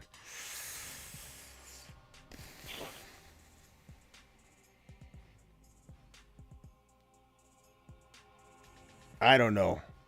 I loved where it was going. Jahmyr Gibbs, Kyron, Kelce, very strong start. But you're definitely put your wide receivers in a vulnerable spot. Malik Neighbors, Amari Cooper, Keenan Allen. In a way, it's got some upside, but I don't think it beats Rockout's team. Puka, this is team 11, and then my team's last. Puka, Saquon, love that start. DK, I like it. DJ Moore, I'm not super high on DJ Moore in that crowded wide receiver room without Fields, but like we're talking about him not going in freaking round 2 and 3 now. So round 4 is, we let him fall. Other people don't. He goes way too high, but that's not bad value. Terry McLaurin, Mark Andrews, Najee, Tony Pollard, Jacoby, and Purdy.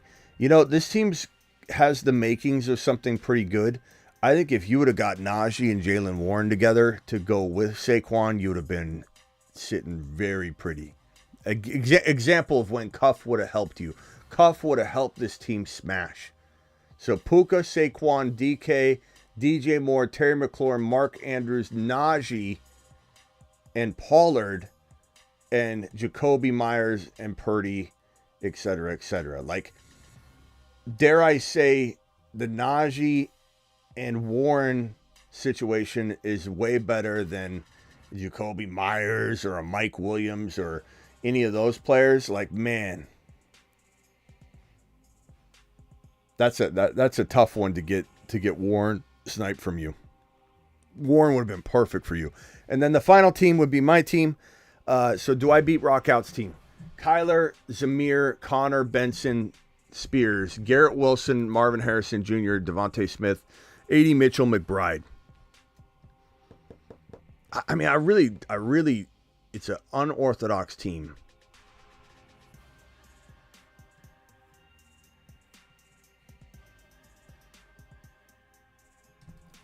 I think Rockouts is a little bit better for right now, but I really do like this team a lot. I'm gonna go ahead. Pretty good. I'm gonna go ahead and say that my team right now, it kind of depends on how we finish the draft, but I really think this is in the top 4 or 5 as of now, just because everybody's hit somewhere. Like if someone started off great running back, they're hit somewhere wide receiver wise. Somebody started off like me, wide receiver, which is never a plan. It just, if it happens naturally, then I'm hit at running back. So everything, my tight end situation, fantastic. Quarterback, I think Kyler's going to be great. Wide receivers, some of the best in this entire draft. It's going to all be dependent on my running backs. Do I believe that Connor, Benson eat into each other and don't have, one of them excels or explodes? I don't think that'll be the case, but that could be the end of my team. Zamir White could be phenomenal. Guy got so many touches at the end of the year. So tough to say who, but I'd say Rockout probably has the best team so far. Yeah. It's interesting, though. All the strategies are interesting. All right. Hey, Rockout, appreciate you, bro. Good job with your team. You're definitely a top 2 team. I'll say that at least.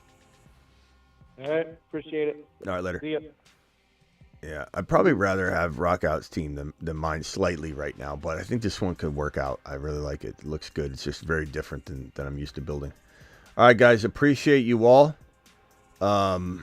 See you tomorrow. Thanks for being here for 2 long streams tonight. Probably about 4.5. How long have we been here? It's a 3-hour stream. I was trying to go at 2 hours. It's 2 hours and 50 minutes now. So 3, 4, about 5 hours of live streaming today. I'll see you all later. Appreciate you all. Thanks for being here. Cuff your players when it makes sense. You heard it from me, okay?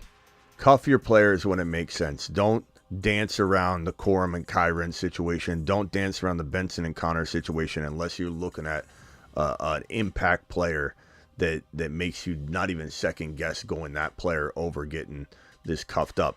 Now, Corum getting cuffed up is when a lot of players start running out. The talent starts running out. The player pool gets really, really shoddy. That's when you take your stab. This is your cuff board. We'll reference it all year long. We might move it around all year long, but this is pretty damn good. And I don't know anybody that's going to be dropping their cuff board on you like this all year long to help assist you in getting your cuffs in. Not everybody here plays best ball. Not everybody here plays best ball. Underdog Fantasy promo code Smitty. Link I'll drop one more time. It's in the live chat right now, and it's also in the description of every video. And code Smitty also gets it done. Claim your special pick and first time deposit up to $250 in bonus cash, which is phenomenal that they've added that little number. So jump all over that. But I will be 100% promoting these handcuffs, number 1 handcuff in fantasy football. And again, not everybody plays best ball. Not everybody's, or you play both, right? You want to know your redraft advice too. Not everything centers around best ball. So this is the number 1 handcuff in fantasy. The number 2 handcuff in fantasy is Benson. The number 3 handcuff in fantasy, probably a tie between these two, to be honest. And it depends on Garendo. If Garendo doesn't grab a hold of the job, then I don't really like Mitchell, because I think Mitchell eventually maybe loses the backup job. So if Mitchell becomes the locked-in starter, there's no sign of light for Grendo. We got to take McCaffrey and this cuff off and put him over here somewhere. Maybe move Monty or Warren into this top 4. And Achane, Wright, Mostert, this combo here, this weird trio. Move that over here to 3, and then Monty or Warren or Harris up to the 4 spot. So this is ever evolving. We'll keep it updated all year long.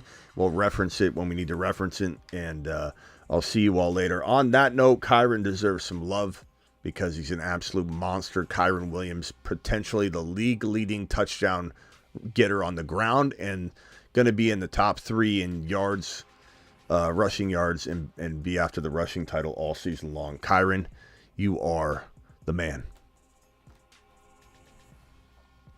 He's Kyron, he's 7 feet tall, and he knows how to handle a ball.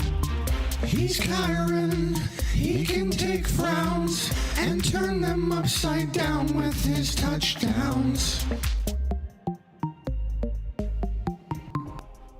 Thank you all. Superfish, thank you for the celebratory message. Celebrating 7 months on the channel. Smitty, you're on the clock in the slow draft, which I just did, so that was an old message. I'm sorry I didn't get to that until now. You said it's a meaningless message sitting there, but it's meaningful to me because you're celebrating 7 months. Appreciate you. And I'll see you all later. Cuff your players, cuff your players, cuff your players. When it makes sense, do it live.